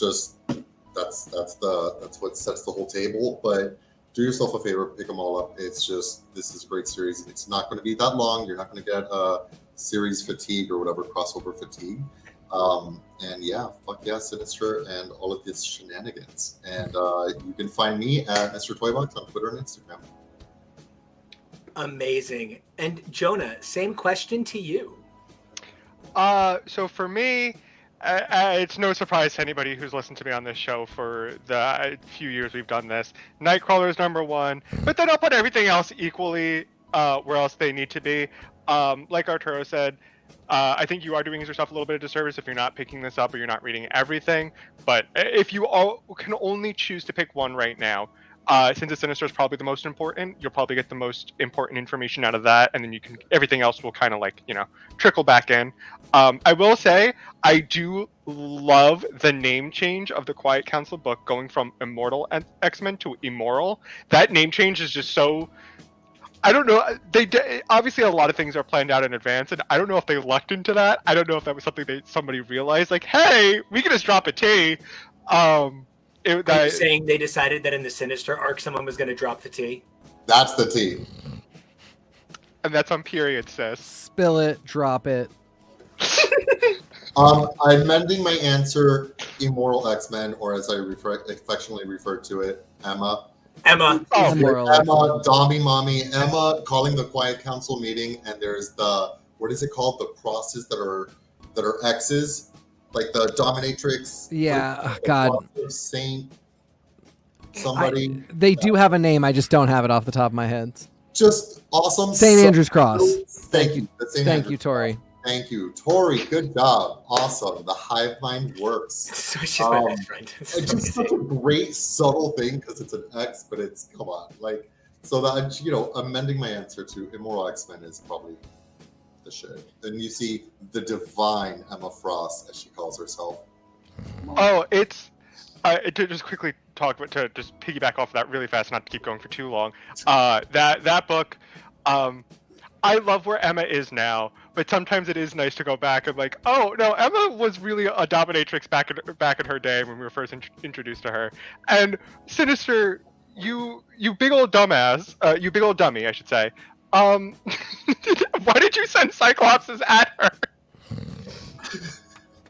Yes, like she said, she can make a Cyclops do whatever she wants. And just her with Sinister in a collar. On your knees, beg for it. It's beautiful. Beautiful. Well, as beautiful as the two of you, thank you guys so much for being here with us. And we're going to take a quick break, and we're going to come back with some Rogue, some Gambit, oh, wait, no, TK, your order. Okay, yeah. Well, so mine, the only thing I'm going to say is I actually think because Sins of Sinister only gets a 1 and a second one at the very end of this, it is not the most important to read. I'm going to throw it to Nightcrawlers because Nightcrawlers shows us what the other Sinisters are doing. And that's key for this, but it's also going to be key for Fall of X. So I'm giving it to Nightcrawlers. Okay, now we can go to break. Let's go to break. Love Let's you run a guys. commercial. It has been amazing having you guys. Commercial time. Check out these amazing other programs brought to you by the X's for Show Network, and we will talk to you guys in just a minute. See you in a sec.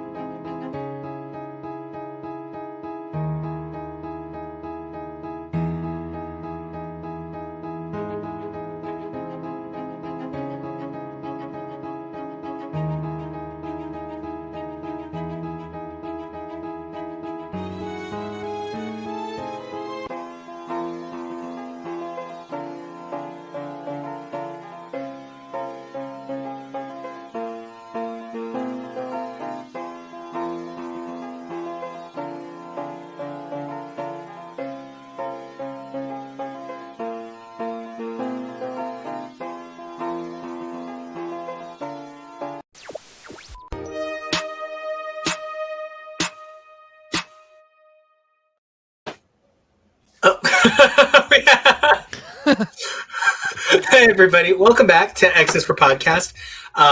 X's for Show. Wow, the names are so crazy.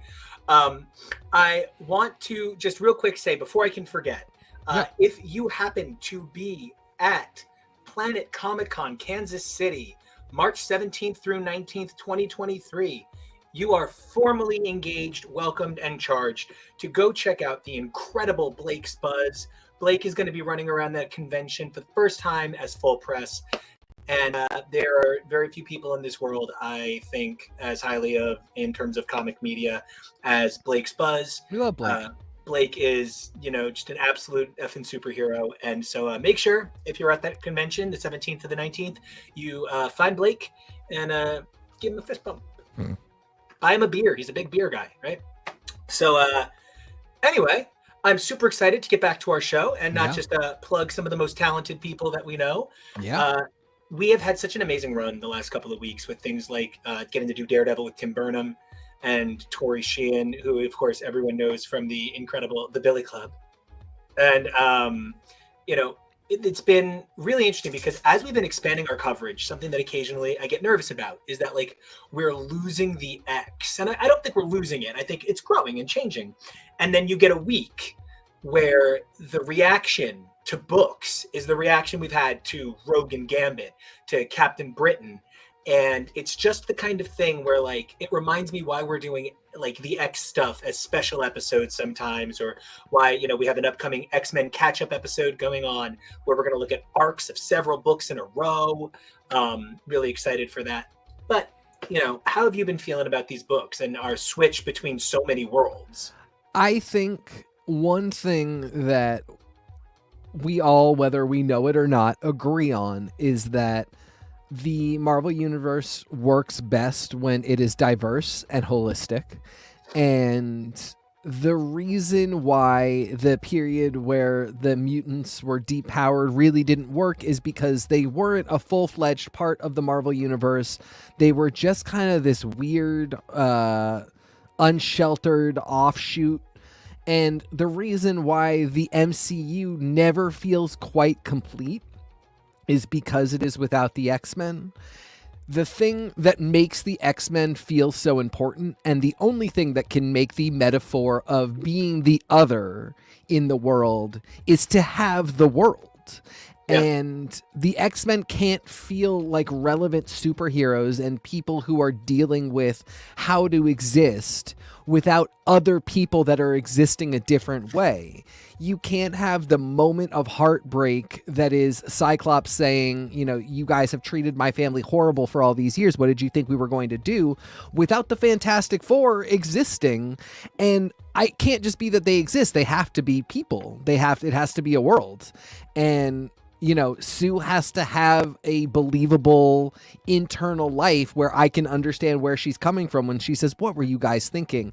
And I can love her and be mad at her and think she should divorce her husband and have sex with Namor.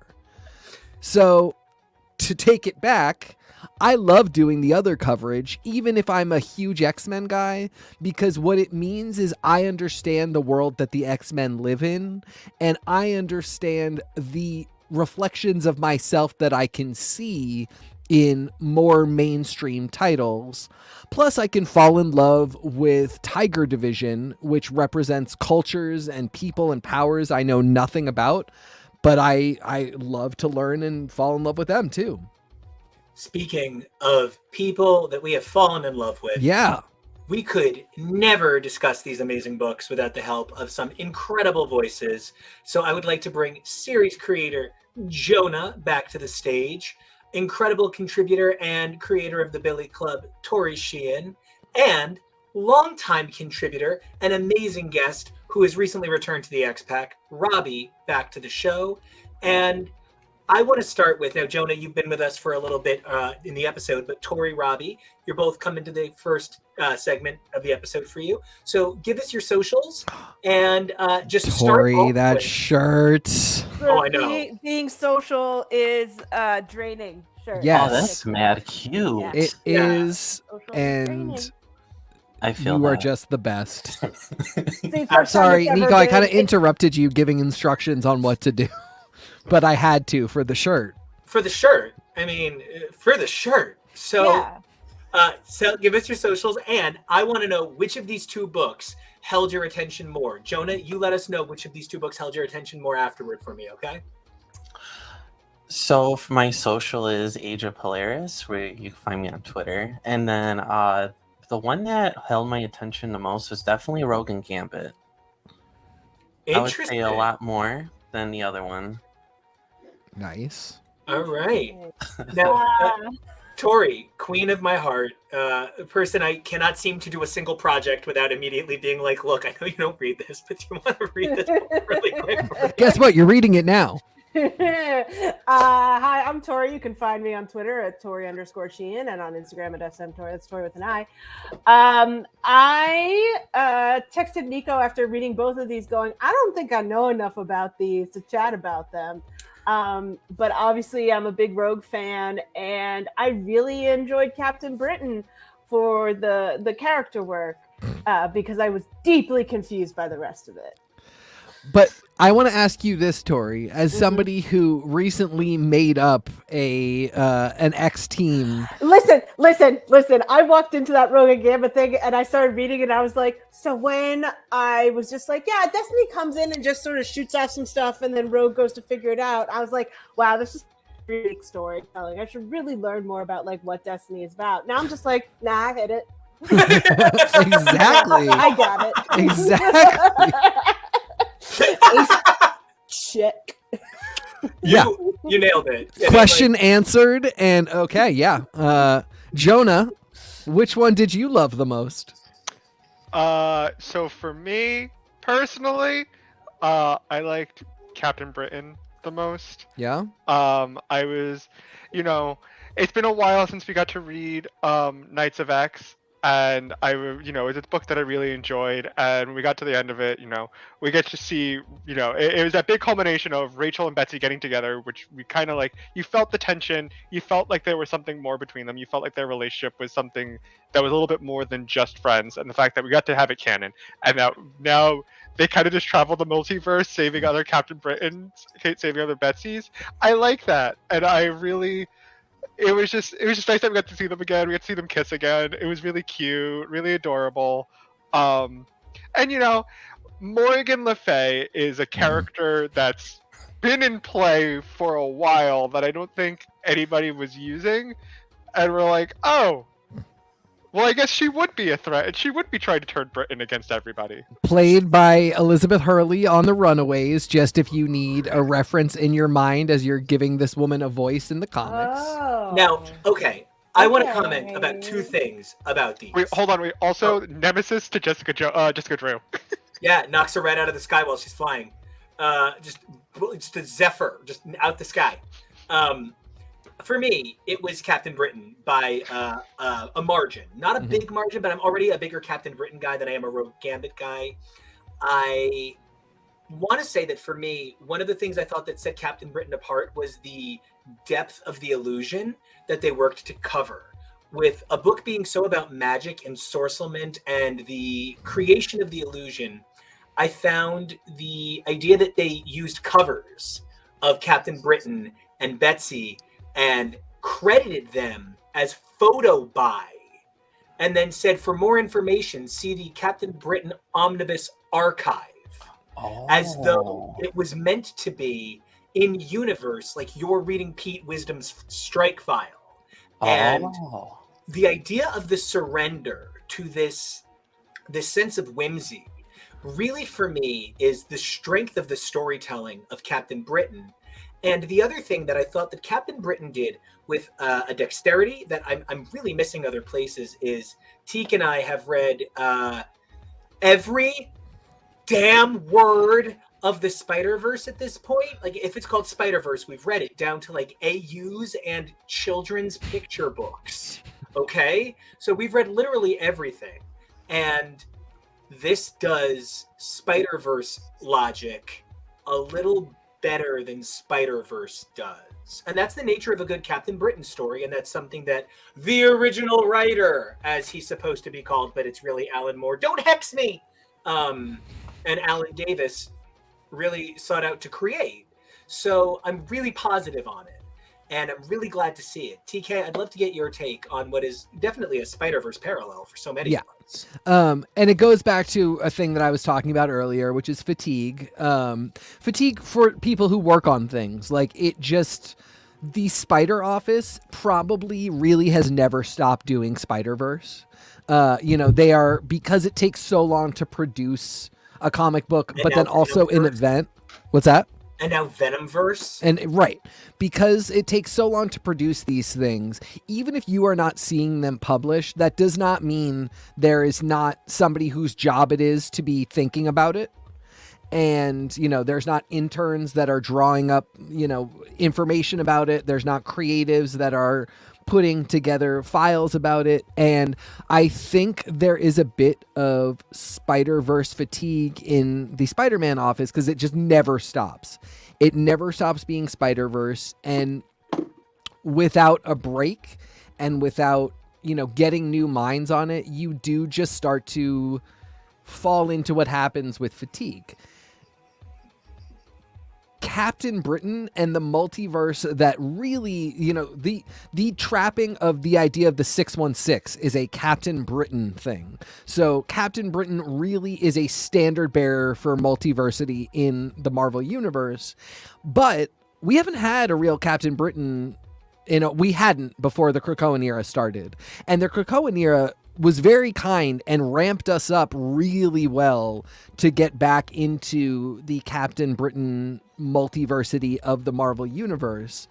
But in doing all of that and doing all that great work, yeah, they are really knocking it out of the park with showing us how we want the multiverse to function, how we as readers can really resonate with it.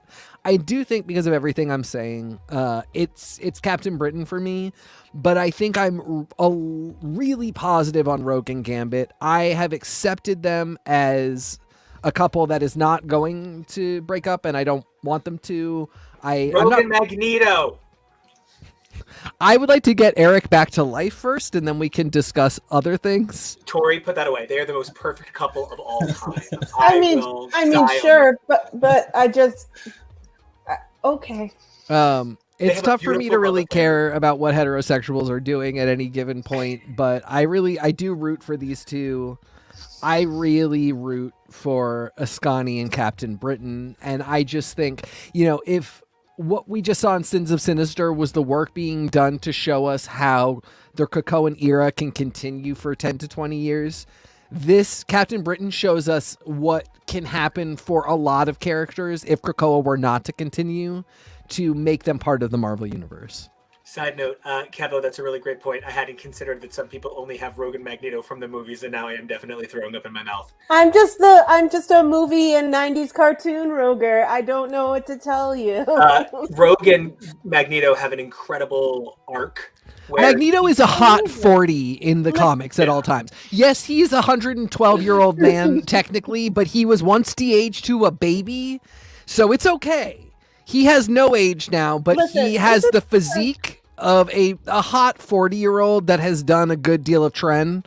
So it's okay. This is not an age thing. This is I don't think Magneto swings that way thing. I agree with that as well. I think Magneto is very pan. Yes, but I think that he really needs to focus on his husband right now. Mm-hmm. Okay, so to back to this for a minute. I want to start with, I obviously have voiced my opinion.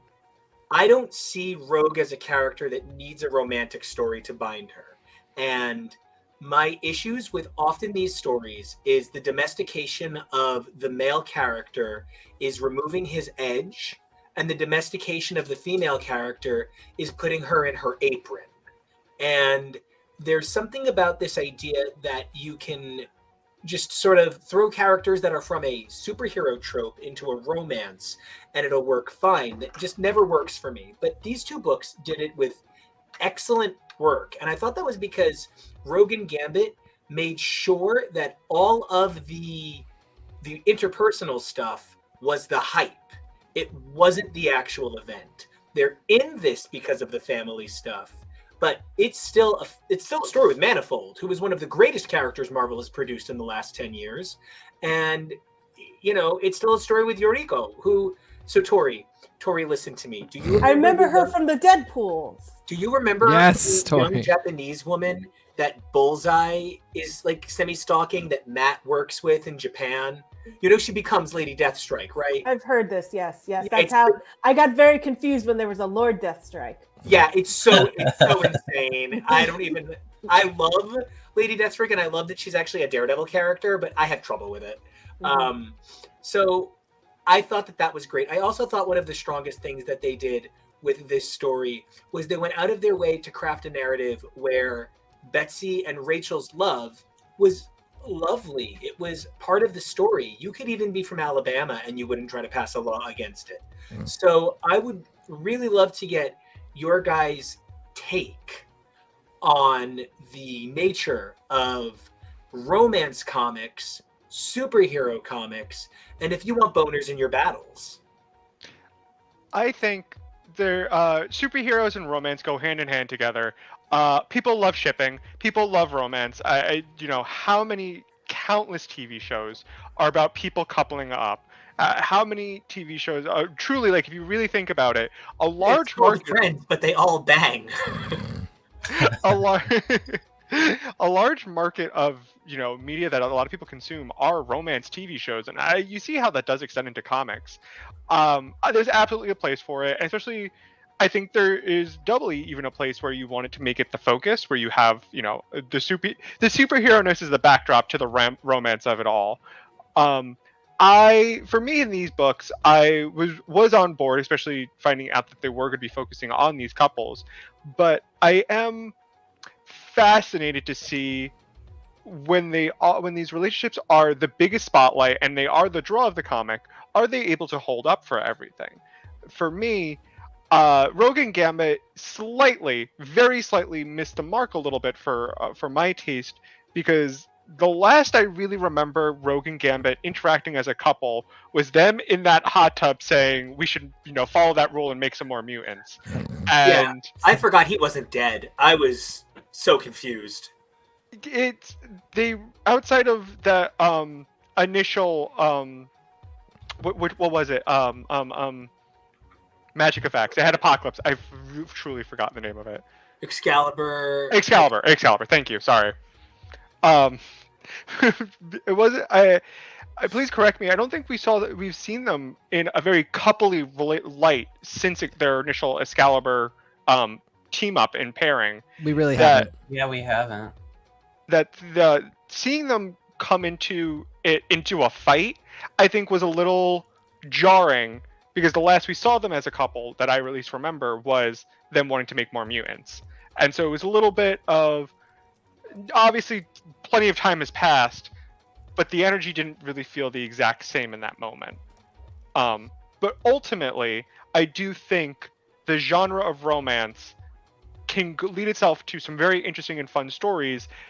You just have to be a little bit careful of what kind of romance you're portraying. And I think both these books are portraying romance in a very healthy and beautiful way, but you just have to think about, you have to make romance interesting, because not everybody wants to see a kind of a couple in love, because IMO, and from what I gather, it's a little bit boring. You do need the spice. You do need that.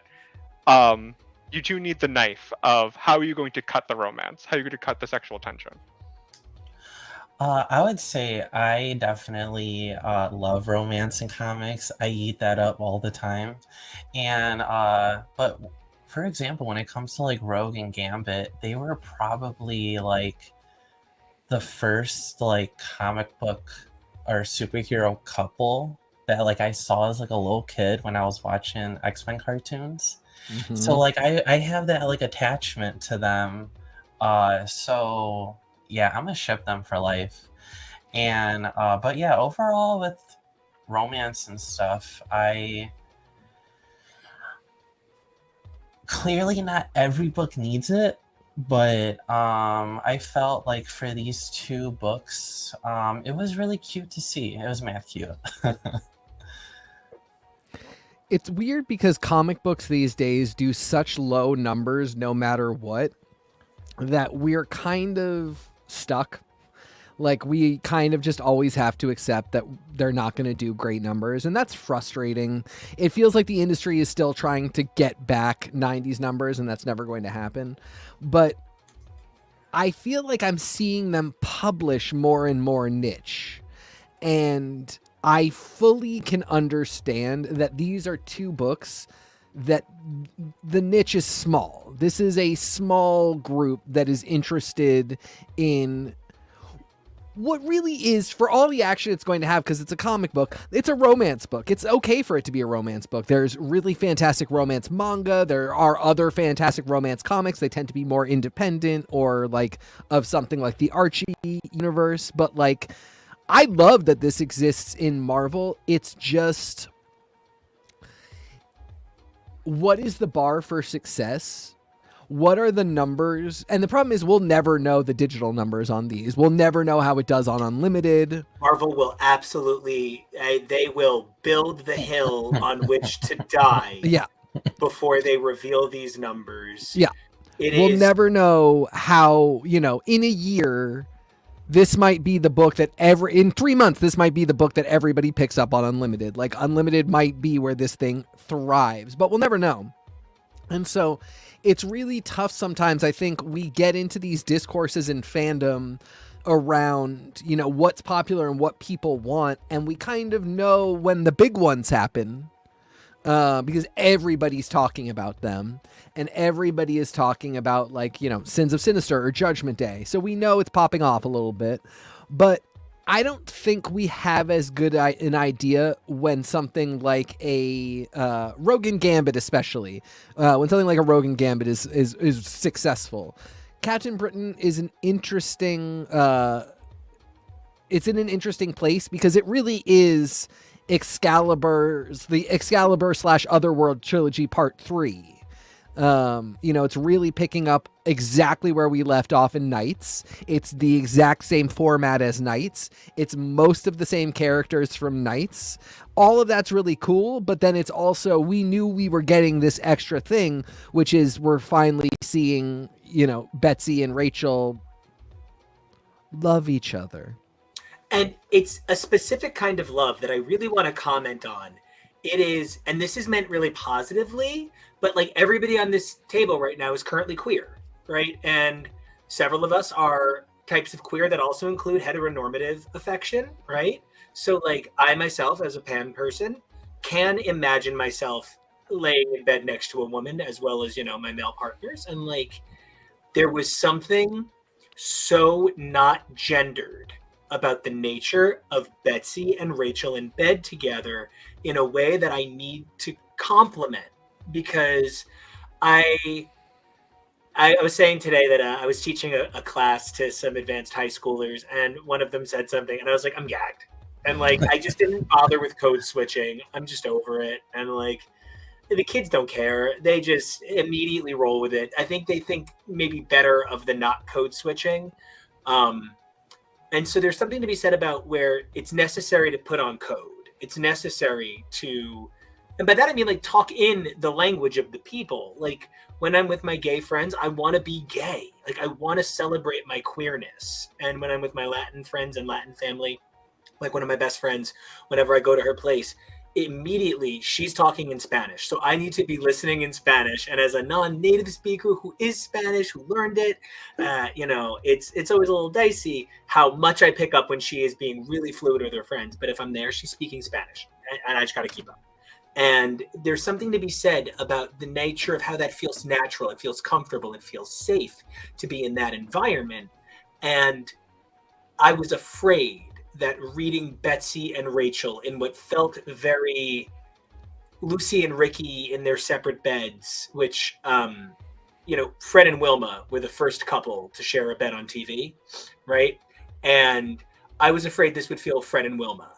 But this had all the love of every fun lesbian couple I know. I thought that was Tig Notaro with her hair on fire. I thought that was Portia de Rossi, you know, pulling up in the monster. I was so impressed.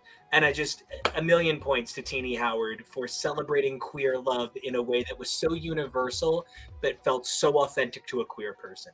Thanks. I want to throw out there too that I think Rachel is being coded increasingly throughout this run as non-binary. Artistically, artistically for sure. I feel like there's a very good chance that she is a character who could say on panel that she is non-binary. But I think we are seeing a lot of artistic codes that say that, you know, gender means something different to her than it does to other people in her life. And that makes sense from her background as well. But I really did see it here. Also, just Summer's Family Reunion. What a banging shirt. I will be purchasing 5. So guys, how did you feel about the sort of complicated nature of showing queer love in a way that is vital and essential to queer folk, but still because I'm not trying to ever say we should. I want to be so gay that I don't care that a straight person doesn't understand what I'm saying. But I don't ever want straight people to feel like gay isn't for them, because it's not always for them. But I don't want gay people and straight people being like, we can't share the same comics. That's ridiculous. How did you guys feel about the nature of this perfect moment for me that really bridged these two worlds? I live in a different world where I think that if you can't find a queer love experience universal, then you can just, kick rocks for all I care. But I truly enjoyed the two of them, particularly coming from a world where I read the first 30 issues of Excalibur from back in the day, and Rachel has come a very long way to the point where I don't even know her code name anymore. Scotty. Yeah, I don't know her. And so for me, it was just exciting, and I don't really know Betsy at all, and so it was just really fun. I particularly actually really enjoyed the way that they're mimicking the tabloid treatment of Meghan Markle in a lot of their that pulling coverage they have going on in that issue. So it just made me be like, oh, as a thinking human, I have to like these two. So that helped. I really loved what Teeny Howard did with this issue, and especially with Rachel, because this is what I've been really wanting to see with Rachel for a long, long time. And especially, I think my favorite moment of the issue was when they were both teleporting together, and it was just so gentle and adorable. And it's just moments like that which I really adore. I think really good romance, regardless of gender, regardless of anybody, if you strip away everything, you're just left with partner A, partner B, and you are able to imprint on either one and see yourself in their relationship, see the positive qualities, potentially even see the negative qualities, relate to what they're going through. That is a good romance. When you strip away everything and you're just left with the meat of the contents, you take away the bread from the sandwich and you're left with the inside, you're left with that, the meat. It's real, the cold cuts. I think that's marksmanship of really good writing. And I think both books really excelled at that, where regardless of whatever you identify as, you can see yourself as any of these partners and what they're dealing with, what they're going through. Even if it's not exactly one-to-one to your situation, you can still empathize and understand what the characters' motivations are, how they're feeling, and why they feel so natural in these relationships. And now I want to take the question, and I know we're running to the end of the show, but I want to ask another question, because for me, I love Betsy, and I love Betsy independent of how much I love Brian. I love these two characters uniquely. I love Rachel, unique of Betsy. I love Rogue. So I really want to say that I think one of the things that these books offer us is an opportunity to look. I mean, and Nathan is out there thinking to himself, yeah, of course, this is a thing I'm famous for. I give Gambit an unreasonably hard time because he is a character that if he was any color other than alabaster white, he would be treated very differently. And I don't care for characters that get white passing privilege when they're creepy Lotharios, and we just think he's cute by 80s standards. You know what I mean? Piping on your... But his wife refers to him by his race, so give him 50-50 on that. Give him the benefit of the doubt. So... Well, and I think, Stephanie Phillips is a good person to be doing this because she's willing to do a little bit of that work that no male writer. Nico, everything you're saying is true, but it's not usually Stephanie Phillips that's writing Gambit. This is the problem. And Teeny Howard did so much work on Gambit and Rogue, and the thing that I'm walking away from these two books with is the core of these books are family. And when the core of Sins of Sinister right now, while it's character and it's building and it's thought and it's expressive, the core of Sins of Sinister is running a Gambit. It's the machinations that are inherent to the characters, whereas the focus here is the humanity of Rogue and Gambit and Captain Britain, whose name, they're titular, they're eponymous, you know what I mean? And the idea that they're family, you know what I mean? I feel like a very family. It's the ever famous Dom Toretto board. You know, I feel very much like I could drive a car into space. I love these movies. Hey, Joey. So, the end of the day, my big parting question for everybody, my big last question. Family is at the heart of every good X-Men story. Family is at the heart of every one of these characters. Mystique, Destiny, Rogue, Gambit, Captain Britain, Brian Braddock, Rachel. How does the notion of family fit to you today, to the X-Men? So many of us came to the X-Men through the animated series, which taught us that the X-Men are a family. And we see the actual bonds of established relationship deepen now as found family has become such an element of the story. How does that play out for you as readers in an age where we have entered a world of found family supersedes biological family? For me, 100% family is probably the biggest part of like X-Men, and I think the reason why I was a bit more partial to Rogue and Gambit is because I've been waiting so many years to see more like interactions and moments between Destiny and Rogue.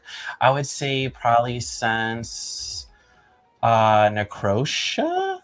I think Necrosha, when Destiny and Rogue had like a long-awaited moment, but then it was quickly taken away from us.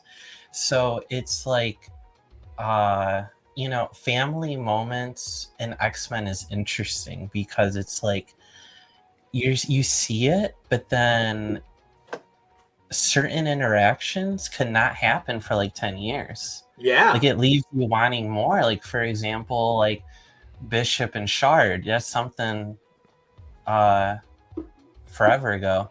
And so yeah, family overall is I think the dynamic that they're kind of going with, especially in Rogue and Gambit, has me really invested in that series. I mean, Captain Britain, that's fun too.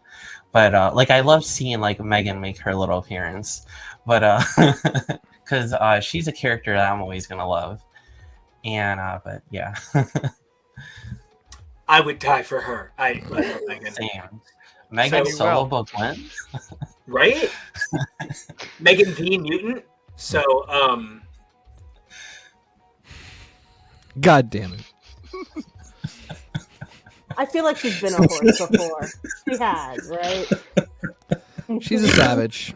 Not Firestar's horse, though. No, but enough about glue. Jonah, how do you feel about the X-Men and family? So, way back in their first iteration of what they represented, the X-Men being the insert narrative for a marginalized group. And I know that a common story for a lot of marginalized people is their biological family isn't supportive of them, and they have a chosen found family, and that's their family. Those are the people that they consider their family, and that is all. I love that that's also being represented here, because Destiny isn't Rogue's biological mom, but for all intents and purposes, Mystique and Destiny are her moms, and she calls them mom, and that she treats them like their mom. And you look at someone who is not in this title, but is siblings with Rogue, of Nightcrawler having multiple parents, of Mystique, Margali. The X-Men are no strangers to having different family dynamics and what that represents and what that means. And see, I have to agree. This was something I was kind of hoping for and looking forward to. We got a little bit of taste of it in that one, I believe it was an X-Men issue where Rogue had to go to the bar, and I think Destiny happened to be there. Destiny, and she's like, yeah, yep. It was one of those moments of like, well, no, I want more of this. Give me the familyness. Give me the family drama. Give me more of how they're interacting. You know, one of the things I asked Nico about, because you think about these family dynamics and everything, I was like, does Nightcrawler and Rogue talk about how they're basically siblings? You know, it's one of those things where it's like, is that something like that forms their relationship and their bond? And seeing that the family dynamic is explored here of, you know, Destiny being the unapproving mother-in-law to Gambit is really, their interplay is quite hysterical and something I'm looking forward to for the rest of this book. Tori, talk to me. Family. I am one of the people who's like, I just wish the X-Men didn't have to fight anyone and we could just watch them have family problems for the rest of forever. Because that's all I ever want from any of my large groups of characters. I'm very excited to get this kind of in depth. I'm very, like I said, I was very confused because I haven't looked at these characters in 20 years worth of issues, so they've come a long way. But I'm interested to see how Rogue and Gambit interact with Destiny moving forward. If Mystique's going to get involved, if there's something more to this, if there's a comeuppance where Gambit gets to say, I told you so, Destiny is leading us down the wrong track, or if he comes around and he's like, wow, Rogue, you were right about your stepmom, or whatever. I'm interested in that. I'm interested in, what, whether or not Brian will continue to support his sister in the face of all of this anti-Britain conversations. How far do those family ties go? And then to have Rachel, who, I mean, she might be better about this now, but from what I remember of her, she's not big on her family, period. For her to just be like, do you need family? We could go over here. You don't need them. So I'm always interested, and it's always my first thought of like, oh, why am I getting more of these small moments, of these intimate moments? Why do we have to go fight things? Can't we just get stuck in a room and have to figure it out by talking to each other? So, because I love the lettering work of Ariana Mar, who worked on both of these. So let's give her a chance. And, I just want to add to what you're saying. I very much agree that there is definitely a lot of opportunity for the X-Men to keep growing into a place where these sorts of stories do always fit and always make sense. My big parting thought, my big goodbye as we walk out of this segment, and I want everybody to give their socials and say a warm goodbye, is we're at a place where the X-Men have decided they are more concerned with the long-term storytelling than they are with individual issues and arcs. And the way that's paying off is greatly beneficial for characters like Rachel and Betsy, who need the opportunity to grow, and no single issue can smartly grow them. But it is also meaning characters like Rogue and Gambit, who are used to that sort of limelight, that spotlight, are now getting it in such a fractured form that it doesn't befit their former expectation of narrative. And I guess my only other thing is I love any book where Pete Wisdom is a bastard. I love Pete Wisdom so much, especially when he's a bastard. And bastard like my Bar Sinister bastard right over here. So I'm Nico Action. You can find me on Twitter, Instagram, Hive, everywhere at Nico Action. That's NICOACTION. You got to do the hands and the head. Everybody knows it. So that's me. And it has been my honor and pleasure working with all of you amazing voices, including the people we have already lost today. Remember the departed: Evelyn, Jake, Arturo, Raven. I was like, I'm going backward through the list, and I'm like, I skipped. I got to Jake, Raven. So as always, sign offs. Let's start with Jonah. If you want to follow me, you can follow me over on Twitter and Instagram at PeakJonah. Robbie, where can everybody find your handsome face? And you can find me at Age of Hilarious on Twitter. And I'm yeah, Tori, other than next to me. You can find me on the interwebs on Twitter at Tori_Sheehan and on Instagram at smTori. TK, where can we find you? You can find me at xNateXGrayX on basically any social network you can dream of. And speaking of bastards, there is one badass bastard who has not shown his gorgeous face Like, yet. that's Oh, you no gotta way see his Talk gorgeous about your face. husband. But as always, we couldn't make this shenaniganery without the incredible, brilliant producer, Kevo. You are so weird. He's real weird. I am technically a bastard. So Wait, what? We'll talk about this it's later. one of We'll those talk about- theological things. We'll talk but about yeah, this later. no. We'll talk about this later. Oh, I not, need a yeah. bar sinister. not to spill anybody's too much tea, but I'm one of those. I want to point out that we have an incredibly Bastards handsome fan who just missed out on a cool video. But if he missed out on it, he, like all of our amazing fans, should like and subscribe and check out our amazing back catalog of videos. We got plenty of on demand for these. And to all of our new fans over on Twitch, thank you so much for joining us. Please like, subscribe, Twitch, so Are we on Twitch? we Yeah. are. Yeah. Oh. Yeah, no, Oh. we're growing, baby. So, Okay. Kevin, where can Fancy. everybody find you, Mr. Stark? You can find me on the socials at Kevoreally. That's KEVOREALLY, and you can find my fingerprints all over this network. X is for show. We have so much awesome new content continually, and we have so many cool things coming. It's all very exciting. And Kevo, can you just flash my little man? Is my little man available? What little man? My What does that God. mean? No, he's talking. I owe TK and the little man too. So. Oh, your little guy? I don't know. I'm not prepared. Hold on. Well, Give me a he's on the sec. outro screen, I think. So are Yeah, you saying no. like let's just end the show and then I guess. everybody can see I him? guess. Anyway, so Is that what you were trying to say? Or no? hold But on. But it's what we're gonna do. I guess I just wanted to say how cute these amazing little images are of our team. Oh like, yeah. Yes. No, absolutely. and And then how much I love that we have these, and that even before she was a regular part of the show, Tori has been making the art for the show and as well as for the Billy Club since day one, and just always brings excellence like her work over on our comic book Kid Riot, which we've been making forever. You can check that out. yeah. So We've been making that forever. ever. Wonderful endeavor. We love things. Y'all are the best. And then we met Kid Riot, and it's funny enough. You do look like Kid Riot. Oh with yeah, those no, big we had headphones. these are great. Crazy. You should hold on to those. We need more cosplayers. Okay, We'll always so need more cosplayers. I'm signing us off because now we're just talking. We can Yeah. after later. All Bye, right.